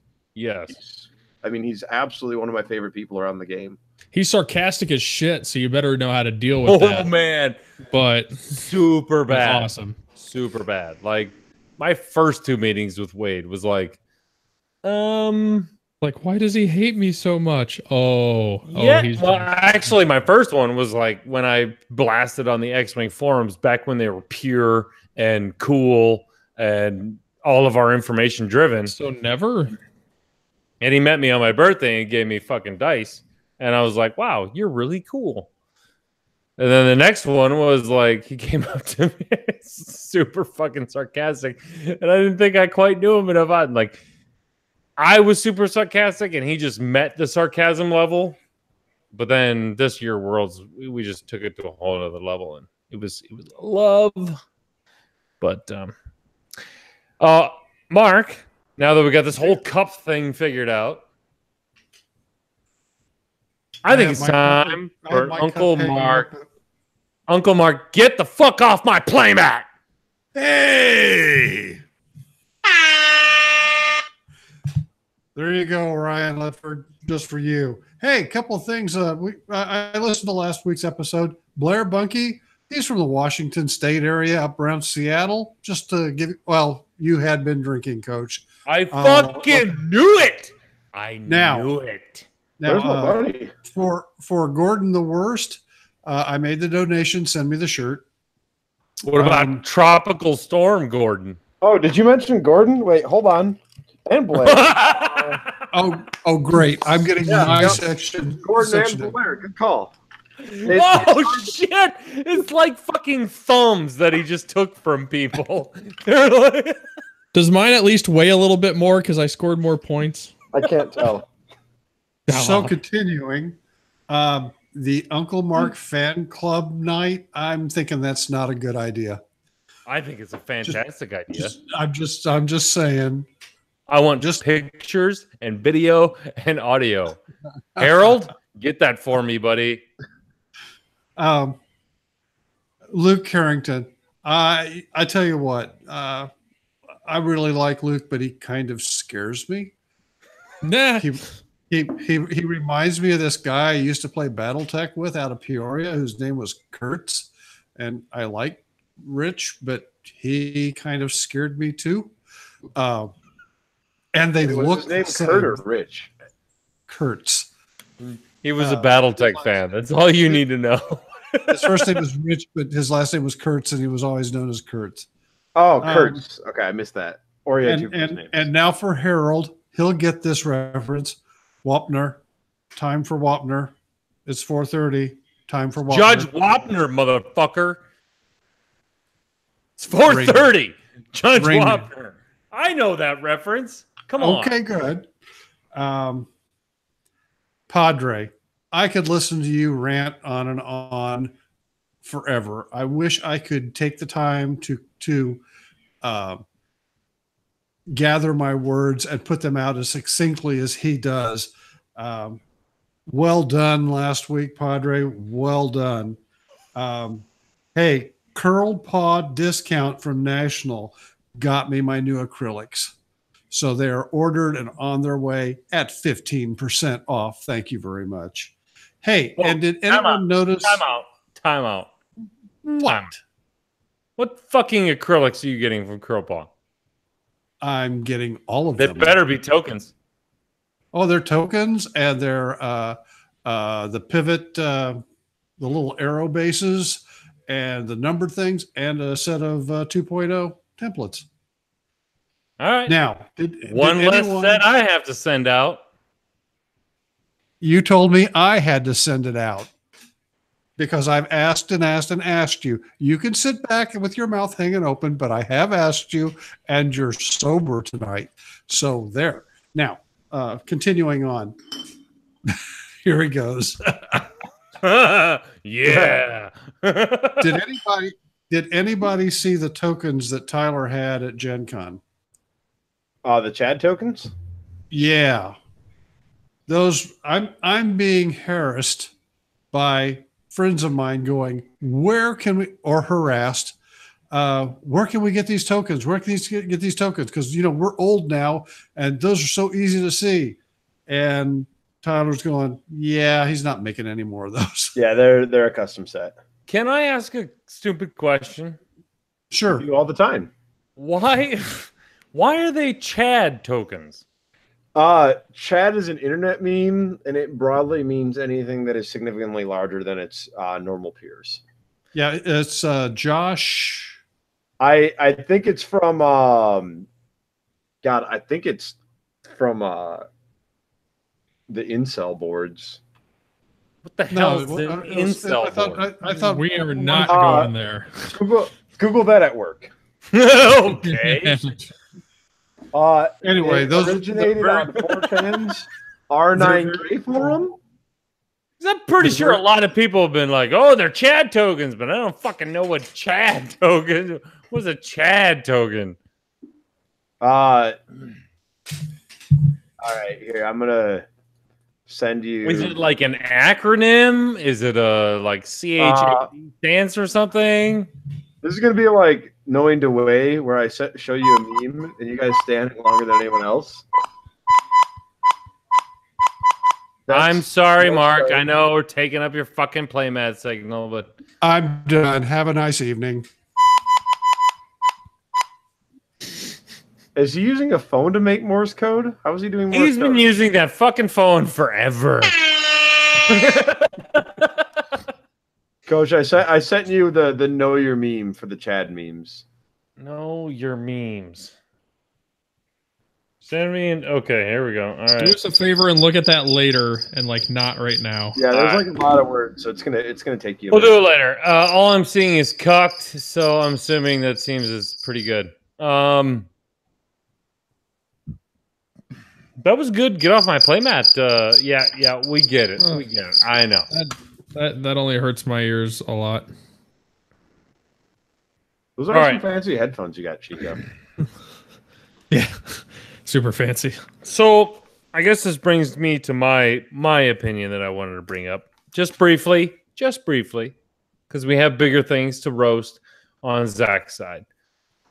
But until we get there, I want to tease the audience a little bit with some content. Oh boy, I don't know if I'm ready for content. Well, it's not really it's very opinionated. It's very opinionated. Okay. So that's code for wrong. Go on. What I want to discuss is, where did the X-Wing media take us in 1.0, and where should the X-Wing media take us in 2.0? So are you gonna like start that conversation, or? So I'll start this conversation with a little bit of history. So, oh fuck. This is why I have to entertain myself somehow. Yeah, you do. You might be a part of this conversation, Mark, because it's dating back to the good old days. So I want to start out with a little history lesson. So it started out with, and I don't want to piss people off, but I think it was Scum and Villainy that was first, correct? So the way I've always done it is the original three were pretty much Scum and Villainy, Nova Squadron, and the Kessel Run. Yes. Yeah. Okay. I don't know the timing. I think one of them beat another by like 2 weeks or something. I'm not gonna argue semantics. We'll go wave one. Wave one were those three, and when they started, every one of them was different. I mean, wildly different, right? One had the bat reps and the full breakdown. One had the meta, analysis, and Kessel was just Kessel. I loved Kessel Run. That was my favorite of the three. Sorry, Ricky. Sorry. Thanks, Shag. It's okay. Neither you nor I was in Ricky's top 5 podcast fit. Yeah. Fuck you, Ricky. So, sorry, Chris. Were you an original member of Nova, or did you come on? No, not later? even close. Yeah, exactly. Nova was originally like Ron Brannon's. Yeah, it was way early. Like it was. Anyway, what I want to say is that sparked the interest, and for a long time, I don't even think anyone even bothered making a new one. Right? I think those original three had a reign of at least 6 months. They were. I'm trying to remember. 186 came out during that time. I think, but they were really intermittent. Okay. It wasn't until Wave 2, right? Probably. Yeah.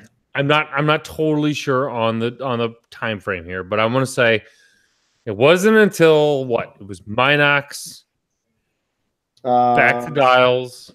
I Gold believe Squadron? Ricky said And that Gold Squadron? Ricky said that they've been on for about 4 years. Yeah, it was probably Minoc, Back to Dial, and Gold Squadron were like the second. Those were the big three of the second generation.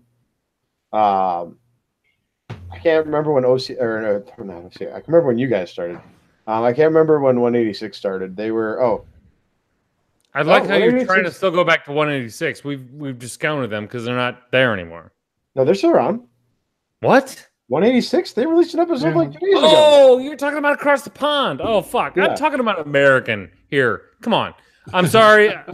Hey, I don't speak mean something to like be cratish, but I'm just talking cratish here. Okay, so well, so in my heart, they speak for the entire Not America.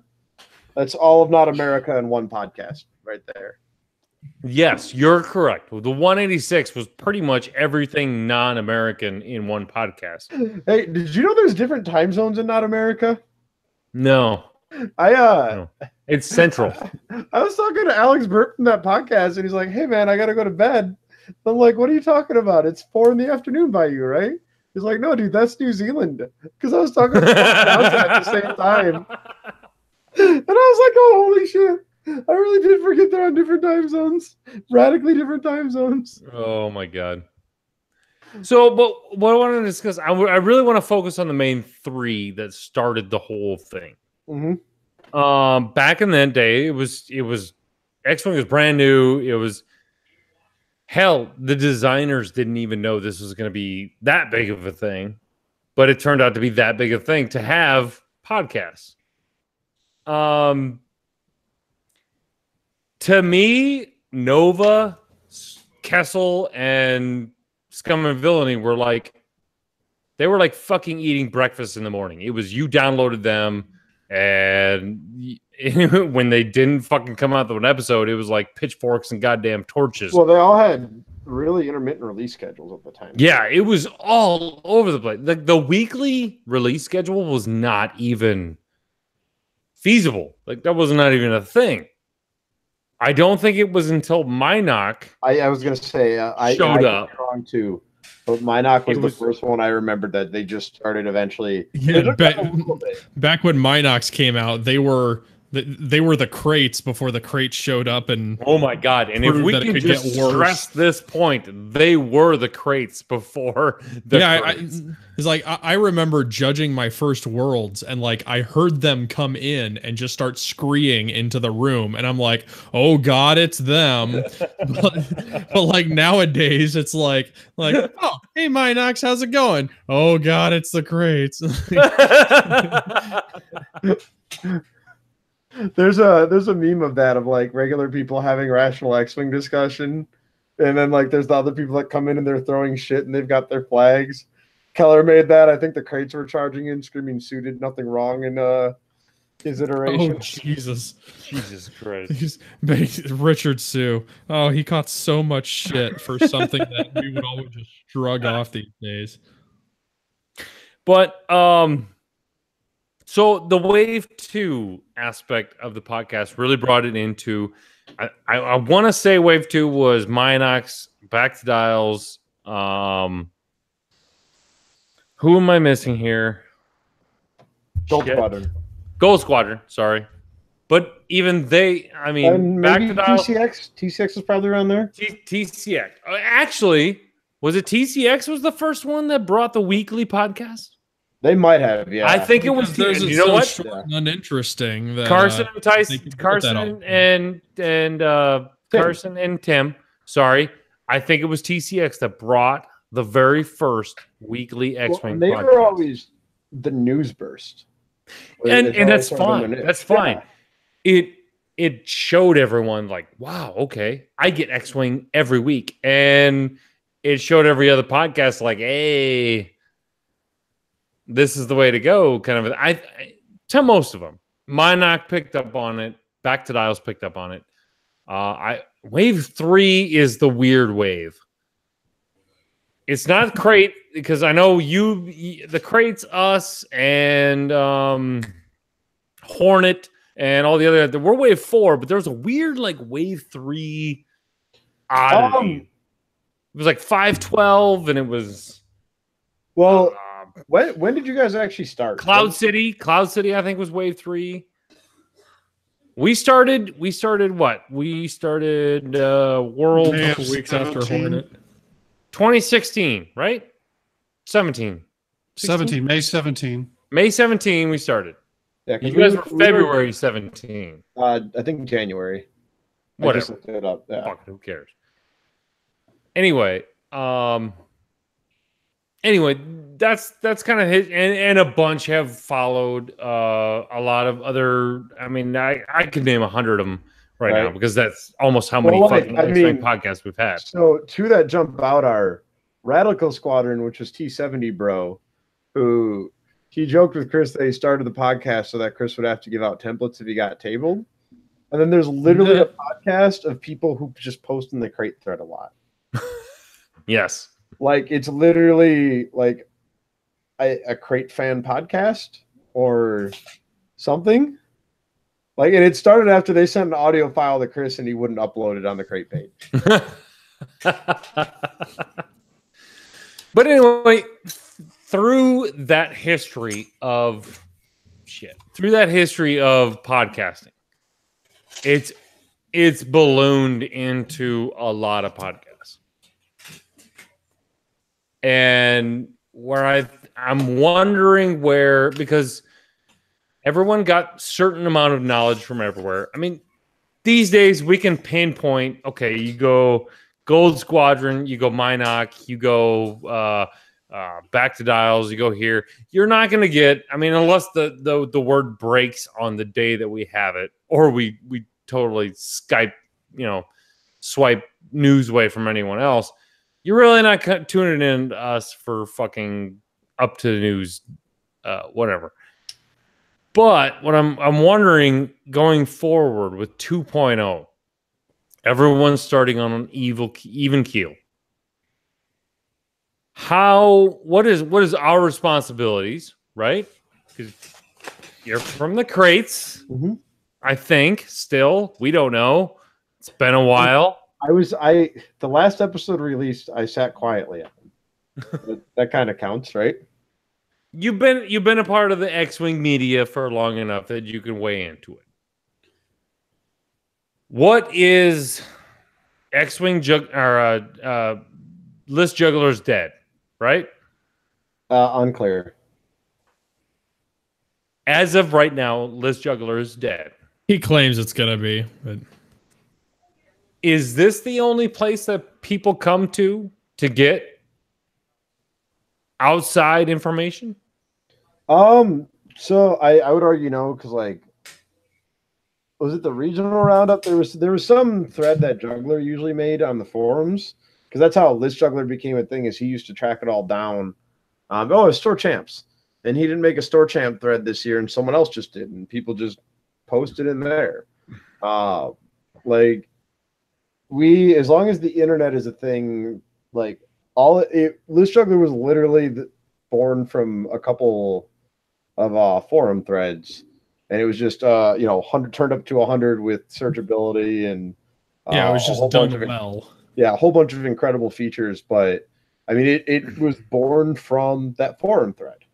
The same way, right after we got points for 2.0, within a day or two, people had list builders up that were crude Excel spreadsheets before we got the YASB 2.0 that gave us what we had before while we wait for the app. But people can always dump information somewhere, and as long as at least one person's willing to report it, as long as one person's willing to report it somewhere, it's going to be out there. I mean, you can have your, we're still streaming. We're not going to turn off streaming. Dion's still going to go to every single event he can. You're not going to be able to not see it. You can not see it by turn it off, but it's not like a store can hold a tournament of 40. I guess you could hold a 40-person tournament and, make everyone sign an NDA saying you can't post about this tournament on the internet. But that'd be the only way to do it, is to, confiscate everyone's cell phone, and you could just murder the players afterward, right? I tell you what. Let me rephrase the question. Mm-hmm. Where do you see X-Wing media in the next? Let's just go 2 years. So the Can I jump in here? Yeah, Sure. go ahead, Mark. I see each one of us in our own niche doing our own thing, just as we've always done. The crates are going to do the crate things. The OCXers are going to do the OCX thing. The Minox are going to screw their way into the Pacific. And you know, We can only hope. because this is what we do. That's the reason we have the fans that we have. The crates have the fans that they have. The Minox have the fans that they have. They enjoy what tidbits that we put together that entertain them or not entertain them. I was basically going to say the exact same thing, just echo.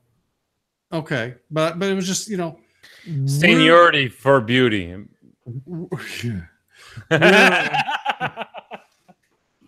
Uncle Mark put it well. Okay. But it you know, why would we want to change what we're doing? I mean, I have 4 guys that are my fan club. You know, why do I want to change that? Because I might get 5? No, that would be frightening then. This, you know, Chris is a fond of information. You are always trying to lead us down some rabbit hole, and we've just followed blindly in. I miss Sloop wherever he's hiding. Yeah, he's busy. He'll be back next week, I think. But you know what I'm saying. I get what you're going here, Mark. Let me rephrase the question one more time. With worlds being inclusive, do you believe, and is it possible? Exclusive. There you go. It's one of them words. One of them words that I don't get. Objectively. Do you think that FFG and X-Wing is looking to become possibly bigger than what it is? I mean, you look at what Magic is right now, Magic the Gathering. Do you maybe see on the horizon a pro tour? Do you see exclusivity, TV rights, you know, Twitch rights, or whatever the fuck they want to call it? Do you see it going in that direction? Wouldn't that be cool? Yes. Zach? So what would you do if X-Wing was at the level that Magic the Gathering is at? it'd be pretty interesting. I don't know if miniatures games lend themselves as well to like randos picking it up the way video games do. Just because you can't natively understand without understanding the game, like when people are actually making skilled plays. Occasionally. So I'll argue with you that X-Wing is much better to the random watcher than Magic the Gathering is. Maybe. I mean, Magic has the bigger player base too, but like it does. So one of the weird things I've sort of stumbled into the rabbit hole, like I've really been playing Rainbow Six Siege lately, and I've been picking up that game's history, and like the pacing of it, everything's very dynamic. So like I was watching it before I was playing it. I knew nothing about it, and I was watching it because you could see this. And sometimes with X-Wing, you have those moments where it's like, all right, he made this really great play in X-Wing to not take a damage here, but that was it, right? Like, oh, that was a good arc dodge. He arc dodge, he boosted out by a little bit, or like especially now with 2.0 where everything's not modding like crazy. Oh, he dodged him, and he made what we know is a great play to attack with 3 dice with focus at range 2 or something, like barrel roll into a link focus, and he gets the arc dodge and he does a damage, and you're like, oh, all right, well, I mean, we know he's in really great position, but like it's not dynamic there's not a lot of dynamic moments in X-Wing, I would argue, which is what lends the best to Twitch in particular. But I would argue it's very visual. Yeah, and that's definitely true. I mean, if anything, X-Wing is all visual to an audience member. I'm just saying. I'm looking. I'm trying to get into FFG's mind here. They obviously. I mean, come on. They've stumbled across a game that has projected them in the last 5 years to way above 40K. Yeah, which nobody even thought was possible. But even 40K like has never gotten close to that. Well, 40K was terrible. I know they have money tournaments. They have big money tournaments. They do. How much of the draw of X-Wing would you argue is the casual nature of it, though? That's the problem. That is the problem. That's actually something that drove me out of Magic. Is I got to the point where when I was playing games of Magic and I made a mistake, like in the middle of a tournament, I already knew I was like playing that sequence wrong cost me. And this was a small amount of money, but I mean, I was also making $8 an hour at the time. I was like, getting that sequence wrong cost me $25. But you still know if there was money on the line, that one move cost you that much money. Well, right. But so that ratcheted up my stress and frustration rating with the game. Yes. I agree. It is like, and actually the guy who kind of convinced me to quit Magic more than anything, amusingly, was Brett Favre. Because when he retired, he said he wasn't having fun with it anymore. And like a year later, I'm looking at Magic and I'm like, I'm just doing this out of ritual. You know, I'm not having fun with it anymore. And the same way that his expectation to win a Super Bowl every year was driving him, my expectation to try and make up for the fact that I'm making $8 an hour, 16 hours a week compared to people who with real jobs who could drop paychecks on stuff. I'm like, I couldn't net deck because I couldn't afford to. I would buy a box when the set came out and then build whatever tier 1 deck fell on closest with what my funds could handle. And it was like, it just wasn't fun. I think you and I are on the same page. And I took this way off the rails here. This is not where I wanted to go. But what I'm saying is I wonder if, like, I see where you go with X-Wing, and my argument would be I think we're still years away from that, just in terms of necessary growth. But also I wonder if even making that as a goalpost, like if FFG started posting in their Worlds articles or their organized play articles, if they started saying, hey, our goal is to start, getting a payout for the top 8 at regionals, or this will eventually feed into a pro tour. I wonder, like, there were people on Reddit who were upset that FFG did an article about the rule of 11 because they're like, I don't want to think about that. Like, how do you think they would feel if they're like, oh, this is a game like, I mean, they hate the idea of a rule of 11 and using counting to 11 as part of their gameplay. To turn around and go, oh yeah, and there's a pro circuit for this. Right. Like, it would be dope, but I don't know if there's. I wonder if it would drive people away that are a significant financial investment right now. I get that. And you know what? Mad Medic, God bless your soul. He said this conversation started with, will people get their information from podcasts? Not this one. Not this one. Guaranteed not this one, boy. You did. Fuck you, Mad Medic. You know better than that. He's been a lifelong listener. Okay, so we're gonna be done with that. I guess what I want to do is go around the horn. Does anyone else have anything they want us to say before we get into Zach Matthews' love life? Well, I'll recap that. Uncle Mark. I mean, you pretty much nailed everything on the actual topic of, what'll be going forward, because everyone listens to this stuff more for fun than anything. See, that's kind of what I was going along the lines with. Yeah. Like, I don't know. The one thing I miss that I haven't found the opportunity to help with, but that the old Nova Squadron episodes were tremendously helpful with, is they actually talked a lot about community building, which was really helpful to me because I basically sat down in a store and said, because I was driving 45 minutes for X-Wing, I sat down in the store and I said, hey, I want to get X-Wing going here.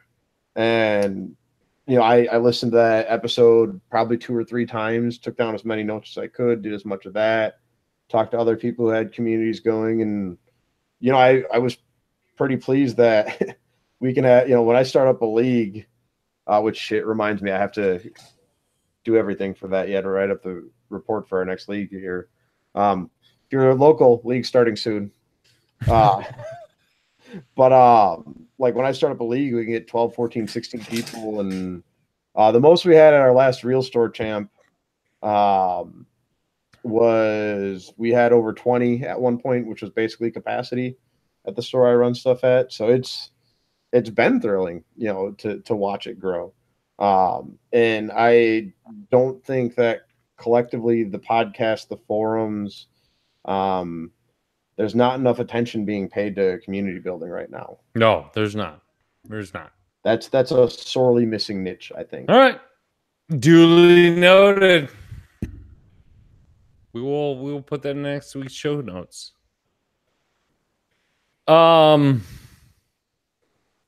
Chico, Mark, anything? Podcasting 2.0 in the future. No, I agree that it's, we're just gonna continue as we go. I'm interested to see how it goes with some of the old crews coming back. If there's I don't know if there's any people disappearing because they're just not wanting to do 2.0. I think all of us podcasters are so ingrained into this community that nobody's going, fuck it, 2.0, I'm out. I'm not seeing any of that. How is your card separation going? Delightful. That is legit the old Star Wars LC or CCG, yeah. isn't it? Yep. Just got done with the Rebels. Now I got to go through the Imperials. Jesus. Good luck. All right. So I got almost time for Zach to go to bed. Yep. Zach has to run And some Uncle for a customer yet tonight too. He gave me a time, but so what I ultimately wanted to talk about was: is there a line between spaceships and relationships? Now, this coined phrase came from none other than your humble guest, the Zack Matthews. I will not say from the Carolina Crates podcast. You just did. Outplayed. You played yourself. So I want to know, Zach, how does your spaceships versus relationships? This is what I get for leaving the floating veto. Yes, it is. Well, to be fair, I established that playing with spaceships takes precedence over relationships. Geez. Okay. All right. Fine. Internet. No, I've just been talking to this chick on and off for like 2-3 months now. 2 months. Holy shit! What the fuck? 2 to 3 months? It's definitely closer to 2. Farmer moved faster than that. Oh snap! No. I haven't heard anything about that lately. No, I mean, so it's tough. So she's pretty cool. After we started talking, so she does roller derby. Automatic plus. She got a real bad concussion right after it. So I was like, is this real or is this the lamest dodge that anyone stop talking to me? And she doesn't remember who you are. I was like, so we're just gonna take Millennium de la Fusion all over again. I was like, so are we just gonna slow down the communication, or are we just gonna take a break till your brain feels better? And I didn't get a response. And then 3 weeks later, she started texting me again. I'm like, oh, cool. So yeah, we've brain is back in order. It seems to be an actual nerd. Also is a teacher though, so that's the best way. Best way to go, buddy. The past 9 days or so though, the build up to the school year has been rough. No, it's fine. You can get by that. Absolutely. Well, and then I was on the road for 2 weeks for work. And I've then been married to a teacher for 8 years. You'll be fine. yeah, and then roommate had to, I had to get the roommate in by by noon on the last day of the month. You should actually be getting a call like in the next day or two. I should be getting a call. Yeah, because she's gonna be super done with school. Yeah, we got plans to hang out tomorrow. Yeah, that's probably it. I'm on call, so because I go on call Friday, and I was like, all right, we've got this really narrow window to try and hang out here. So it was, and school started, so it's like, all right, I'm like, I'm just gonna leave my week free. You tell me what day works, and we'll figure it out. And when you were like, all right, when are you coming on? I was like, well, we're still in the figure it out again stage, so that's where we're at. That's a good figure.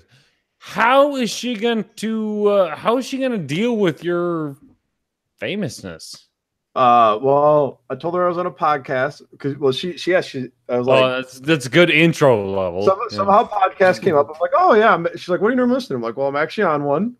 And she's like, oh, what's it called? I'm like, don't worry, don't look it up. Good.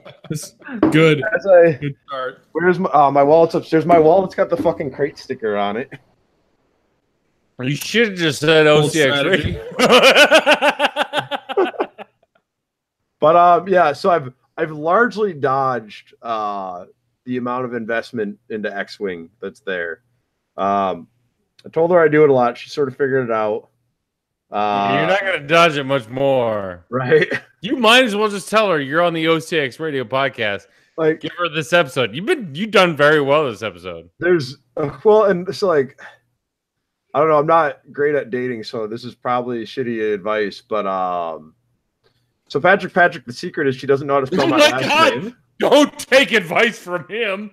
Oh my God, no. I just believe so. I've seen how to do relationships wrong because my parents, my parents have 3 divorces between them. Ooh. Yeah, and then so I've watched that go bad a lot. But like academically, especially at this point in my life, like I'm almost 30. There's no point in lying or keeping secrets or playing games. Fuck, you're almost 30? Yeah. 30 in January. Must be nice. I thought you were older than that. My buddy, my boy Alex. Genuinely excited for you. Like I thought you were 34. I'm like, fuck man. No, I just have the cynicism of someone who's gonna die in the next year. Way fucking older than you are, yeah. But I mean, either way, like, there's just like, because I've as a young man, I did it to try and pretend to be someone much more well behaved and reasonable than I am now, and it was like the feeling of holding in a fart constantly, right? Yep. And it's like, and that's what it's gonna be. Yeah, so like I mean, especially like if you're a nerd, like I mean, you don't have to like go all in with it, but I mean, the last chick I dated for a while was my hairstylist. Important note: Bermuda Triangle. Don't date your hairstylist.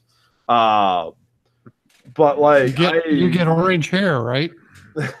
No, she dumped me like 2 weeks after cutting my hair. I'm like, oh, at least I got one more free haircut out of it. But I mean, I knew her for a while before we started dating. It's like, you just kind of be yourself because eventually you're not going to have a choice to be anyone else. But does she have to call you the ZACK Matthews? Not yet. Okay. Right? If we are nowhere near the introduce each other to our family stage. You're what? You're 2 dates in? Yeah. So you've had a meal together. Yeah. So you know how each other eat. Yep. That's the biggest barrier. Right? And I mean, oh, no, come here. Oh. I got a professional. Hold on. Why am I professional now? He's on his 3rd date. Oh, she's a teacher. Yeah. And he's super insecure. Right. Super insecure. Wow, thanks. Don't fuck this up. Mr. Hype Man I'll here. try not to, but I'm not gonna make any His name is promises. Zach. He's a beautiful being. Hi, beautiful bean. He's very, very. Oh no, we lost him. Yeah, we lost him. Oh god. I don't know she's what's back. going on. I'll be entirely honest. I don't either. Who are you?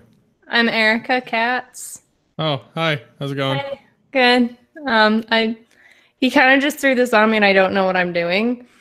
It's all right. Don't fuck around with one of the trees. Just tell him what to do. What? okay. I don't know what I'm trying to. Jesus, never mind. That's Zach over there. No, I You're married. do You don't know now. what to do anymore. Yeah, that is actually very true. I really Yeah. don't know how to interact with the other genre of human. Tell. Yeah, I had to find other. Yeah, genre. I was like, Genre? all of my friends are either married or even worse at dating than me. I'm like, I have no idea how to solicit advice anymore. I'll tell you, honey, I'm a little bit of both. All right. That's just honesty. Well, this is going well. But yeah, Carl will tell you I'm a very awkward person. Jackass. Wait, so where are you? Is this Coach's house? No, this is the back of the game store. Okay. So what are you there playing? Nothing. I just popped in to say hi. I really haven't come here very often anymore now that I'm taken. Yeah. He's not a gamer. That's where I always went to look for then dates. why did you was get my game married? store. Because he's cute and he can fix a car. Oh, that's I'm fair. not giving him any advice. Get the fuck off. Come on. I love the roller coaster of Good night, Erica. No, they're still talking to me. They're my friends now. Oh, they're your friends. They're now. my friends All right. now. We need to have Erica on again. She needs Okay. friends these days. All she has is a cute guy who can fix cars. Friends. There's nothing Yeah. to see. Good night, Erica. Good night, girl. Seriously? Yeah. So all of our listeners have just said that this podcast has gotten greatly better now. I can bring her back. Greatly better. Hey, All right. I went to college for 6 years. All right. So if for some reason you're actually listening to this and Which terrified, there are 17 people listening to this. invested in my love life, please don't ask me about it. Because if I fuck this up, I don't want to have to tell people over and over again. Oh, we won't. We won't. Don't worry. If you fuck this up, we won't ask you. That's good. We are trying to make this I go the whole way. I feel bad. Like I don't tell my like close friends or like loved one shit anymore when I'm dating because like there was one chick who fucking like stood me up for 6 months straight. So I stopped talking to her, and then she'd text me, she'd be like, "Want to hang out?" I'm like, "Fuck it, I'm not doing anything." Oh, all right, she'd bail at that too. Ugh, She- no. This is one of my favorite dating stories though, because she added me on Facebook, and the first time we finally hang out, the first words out of her mouth are, "Who is Heaver and why are you with him?" Because this is after Worlds, and she saw the "I'm with Heaver" t-shirts. I swear to So- God, if you're on a date and just be like, "Hey, my friends want to know who you are." Don't tell them like crazy shit like that, but just give the phone over to them. Say, "Hi, this is not Chris Allen." Don't fucking give it to Chris Allen. No, that seems like a good idea. I already know what Chris Allen would ask. So Yeah, exactly. Just give it to me. Throw it over to me. I'll be like, "Hi, this is Aaron Kroll, aka Coach, and this is the most amazing man you've ever met in your entire life. He may not seem like it. He could be a little shy. But believe me, his heart is made of gold. I can't live up to that shit. You can. That's why I'm here. They don't call me fucking Coach for nothing." Zach, let's be honest. Ignore them all and stick to friendships and fitness. No crimes except weed. No, fuck that. Fitness gets you nowhere. Chocolate Actually, gets you everywhere. I did finally start running. Did that, and I'm trying to. Was somebody diet, too. chasing you? Don't do that. She'll love you for who you are. All right, ladies and gentlemen, I think we're going to cut this baby. It's midnight over in Chico land, I believe. I got 4 minutes. Oh, okay. Chico, what do you have for 4 minutes? Enough time I to have tell us beer. where the nickname Chico came from. Oh, Sure. you have to dive deep for that one. We've already figured that out. I think. Yeah, it's a fraternity nickname. So Frat name. as part of the fraternity, you have like a hierarchy or like a family tree of like you pick a big brother and then you get like little bros and stuff. And your big bro gives you a nickname in the fraternity. And we had a whole shit ton of Chris's, and I was sick of being Chris. So I said I wanted a nickname I could actually be called. And one night, him and like 4 other guys ambush me and duct tape me to the point that I can't move. So that was fun. And then my big bro like jumps on top of me and says, "Remember, you're Chico and I'm the man." And that was the end of it. And then he threw a knife at me and they all left the room, and I had to like weasel my way to cut myself out of this duct tape, which I lost a lot of hair from. That was good times. All right. Shit. That was it. Jesus. I don't remember that story. I'm pretty sure we asked you where Chico came from, but I don't remember that story. Yeah, but that's not... Because he's dunked it a couple times. That's not to say that he didn't tell it. Yeah. Padre's got a great comment. It says he's a little shy. How about, "Come at me, you coward"? No more fucking knives on the goddamn show. Yeah, I haven't been called shy in a long time. Huh? I haven't been called shy in a long time. You are shy. Right. So are you just going to get her in the bedroom and just scream, "Come at me, you coward"? Are you kidding? Chico, what do you think I would chant? Like, "Come at me." Traits on top. Yeah.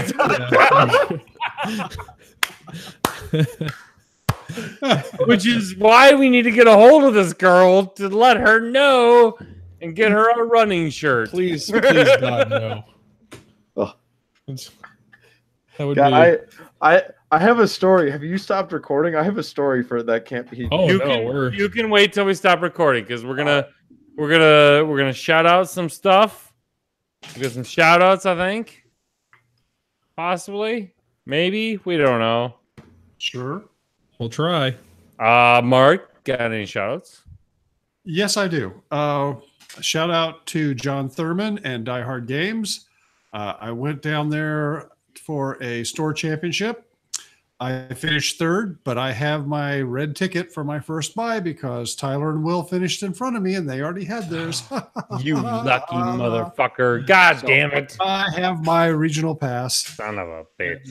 That was my goal. I flew 5 X-Wings and I had more fun flying those 5 X-Wings, except I ran into Will Barnacle and we kept trading shots, and he took 2 of my X-Wings out in one turn, and it was a range 3. I had 3 health left, and I blanked my evade rolls, and I was sad. But Will, do you have no respect for your elders? Come on, man. No, he doesn't. None whatsoever. But John runs a great tournament at anything. For the $15 we paid to get into it, we got a free meal and a beer at the sports bar next door for our lunch. He always has great prize support. It's just a shame that not as many people show up. But Die Hard Games in Springfield, he does it right. That's my shout out. Did you just call up Brunsy? Do what? John Bruns. Did you just call John Bruns? No, John Thurman. Oh, I was like... John Bruns doesn't own Die Hard Games. John Thurman does. I know he doesn't. I just haven't heard from John in a while. Well, whatever. Like I said, I hear what I want to hear. Mm-hmm. Chico, shout outs. Yeah, my shout out goes out to Darth Vader, Lord of the Sith. For popping up in my Imperial Assault campaign and demoralizing Luke so much that he ran all of his characters right up to Vader and passed until they were dead. Wow. That sucks. Strong. Zach. All right, so I've got 2. You should have At least one I would think of. Oh shit, then I'm forgetting one. Because I was gonna shout out Mark in chat, Mark Bentham, and I gotta shout out my boy Alex Mogensen because I always shout out Mogensen whenever I can. And a certain little teacher that we know. I'm not telling you her name yet. Oh, come on! Nothing spells sexier than saying her name over a podcast that nobody listens to. No, pass it on. That. One day we'll get her on this show. Oh, Jesus. I think collectively we're going to send a shout out to Minox Squadron Podcast and go, what the fuck was that? What? Apparently, I need to listen to this. I'm behind on shit. They went crate off the rails. Man, there was no conductor on that train. No conductor. All right, I'm in. I'll have to download it. Skip to like an hour and 45 minutes, and then the next 2.5 hours. I would like to have your take on. All right. Oh, and they super got me. Like I seriously thought that that farmer working at Disney managed to get a soundbite from Ahsoka Tano. They super got me. So is that not what happened? No. It's Shay, Dallas Parker's wife. She just sounds super like Ahsoka Tano. No! Yeah. He had us all. Oh no! Got you too? Those motherfuckers. I heard that on the internet and I was like, that seems like a cool thing a voice actor would do. All right. But I didn't put a second thought into it at all. No. Yep. Oh my God. Next. All right. Oh my God. Okay. All right. I'm going to log that one. I'm going to log that. That's pay attention to Minox Squadron next week, ladies and gentlemen. Wow. I love it. You're so lost right now. I am. He bought the whole story and everything. He bought me. Yep. No, Shay was on the last episode and she said, "'Twas me." It sounded so real though. It sounded exactly like her. It is a flawless. Holy shit. Oh. All right. Well, that scratches off one fucking shout out. My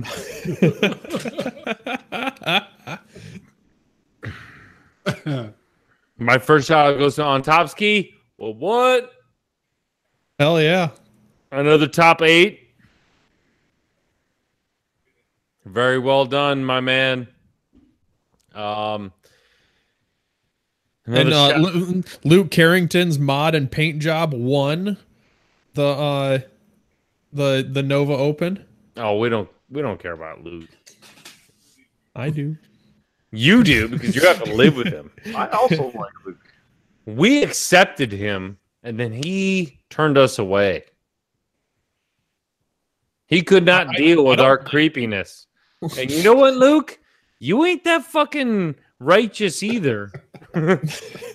You know, your fucking creepiness fits right in with the rest of our creepiness.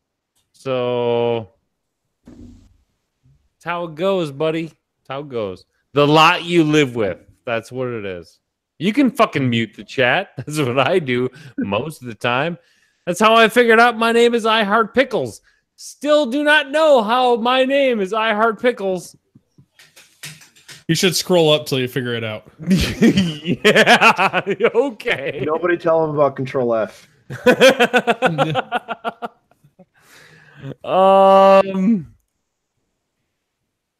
My other shout out wants to go to Renegade Squadron Podcast.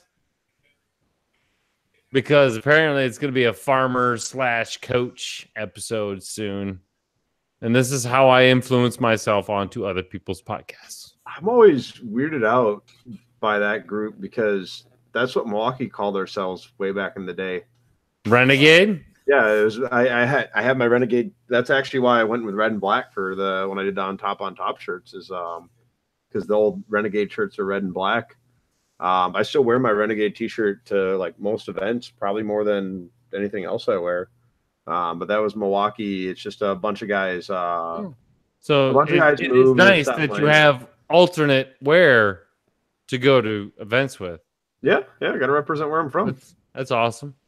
I mean, hey, Zach, are you going to join in with me and Luke when we start Mos Eisley Cantina Squadron, and our T-shirts have Dr. Evazan and Ponda Bob on them, and it's going to say he doesn't like you and I don't like you either.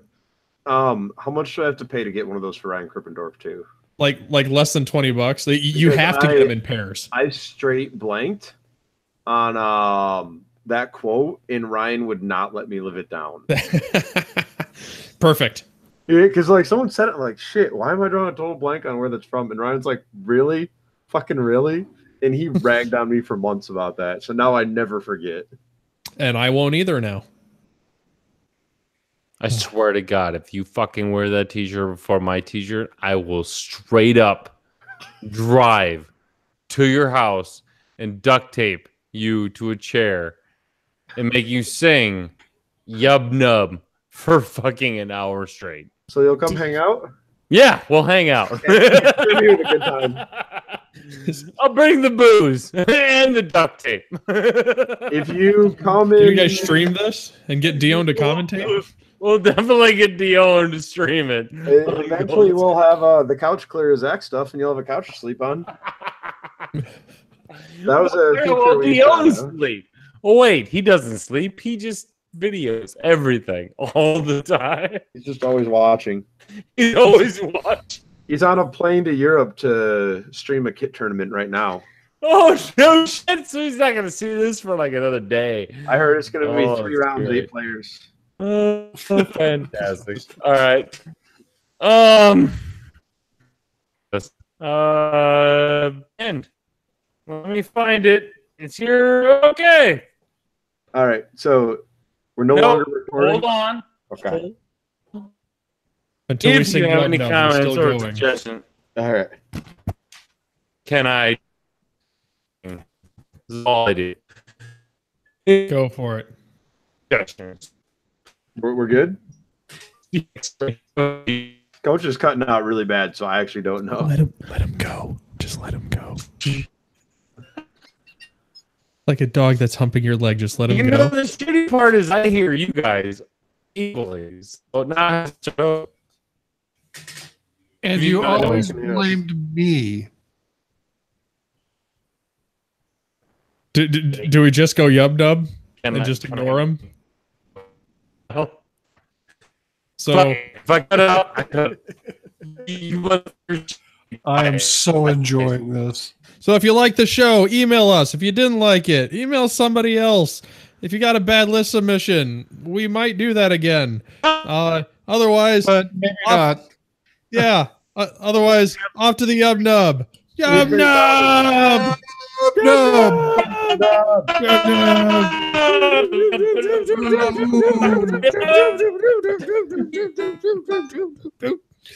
Yub Nub. Oh God, Coach is super gone. Like he's just fucking gone.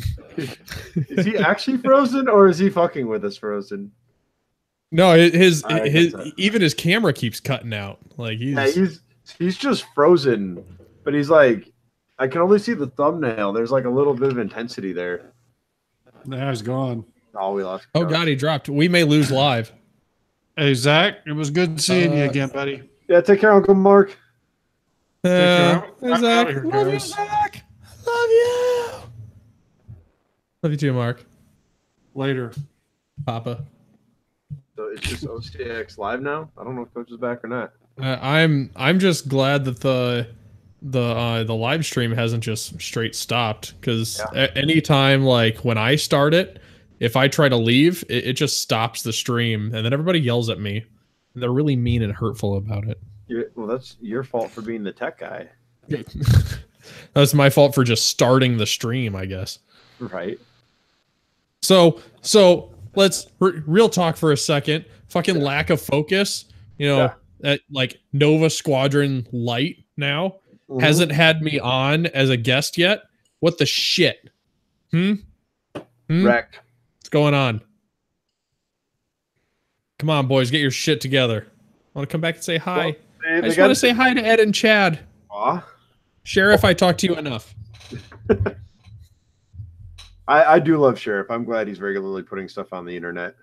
Now I'm glad his article finally made it up. Yeah. One of my favorite moments in all of X-Wing was my first Worlds I met him. Until we were in the same bracket, and I told him I was really sad I didn't get paired against him. Because if I beat him, I would have beaten a British person and a Canadian at the same time. But I don't remember what the exact next words were because we were both drinking, and he goes, "Oh, you're just a belligerent colonial." And that's my favorite thing anyone's ever called me. I gotta attempt to remember that one as an offhand insult.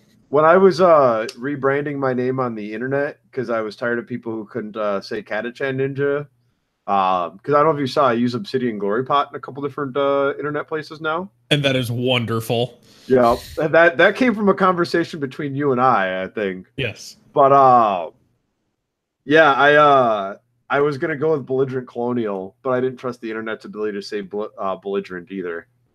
There you go. I'm like, all right, they can say Glory Pot, I believe. Well, while I was in Canada for my hockey tournament, so we're just getting our asses beat like left and right. But at some point, I yelled at another player, "At least we won the war!" And just straight confused these Canadians because you know what war did we really fight with them and win? I mean, 1812, they burned the White House down. Exactly. Yeah, we straight didn't win that. Yeah, we didn't like that one anyways.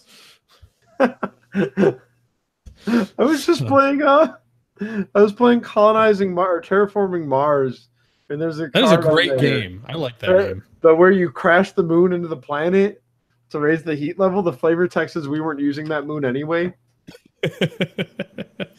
That's awesome. Yeah. So I can't even remember the conversation that sparked Obsidian Glory Pot. I don't either. I think it was when we were shit talking each other about the Ohio thing playfully. Yeah. And you're like, one of us said pot to kettle, and I was like, I'm not black. I'm an Obsidian Glory Pot. Yeah. I'm black. I'm obsidian. All right. Well, we should figure out how to shut this thing down.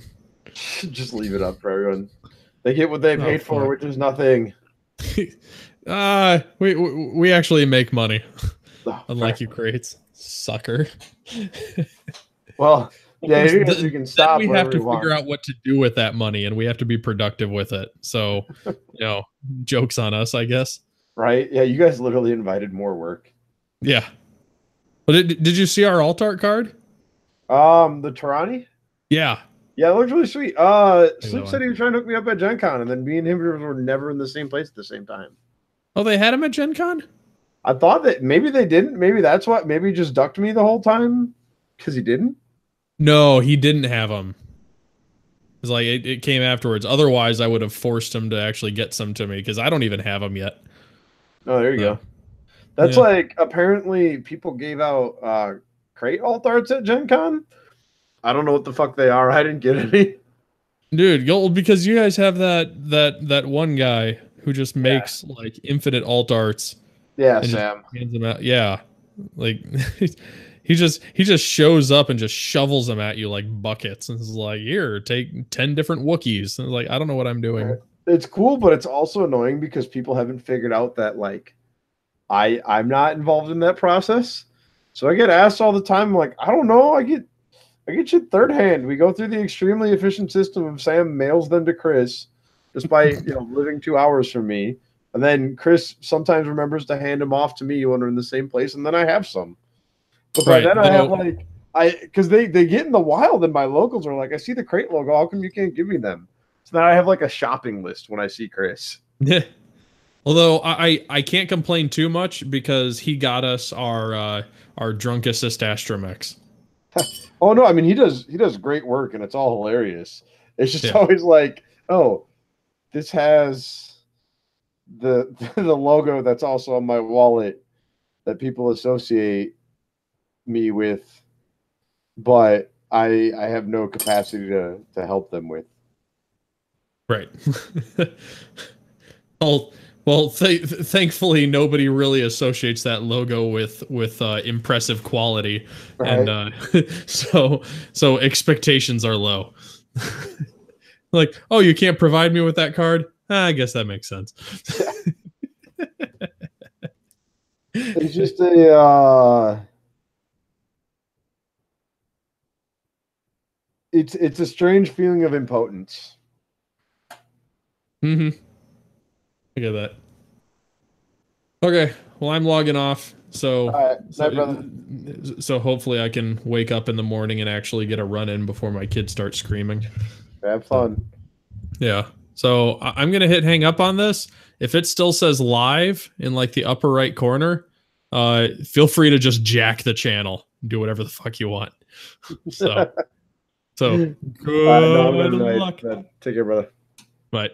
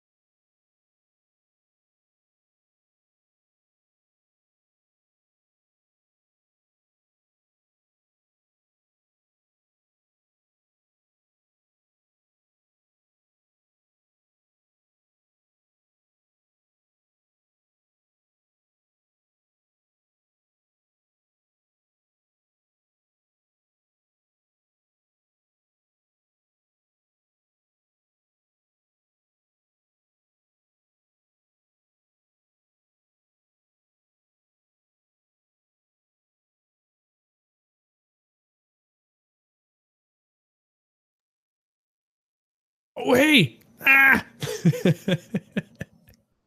So I switched to the OCX account, and now I have control. So now I can actually hit stop broadcast on purpose and achieve something.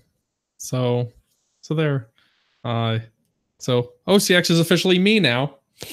Would you like it? If I wasn't so goddamn tired, I'd do something humorous right now. So later, guys.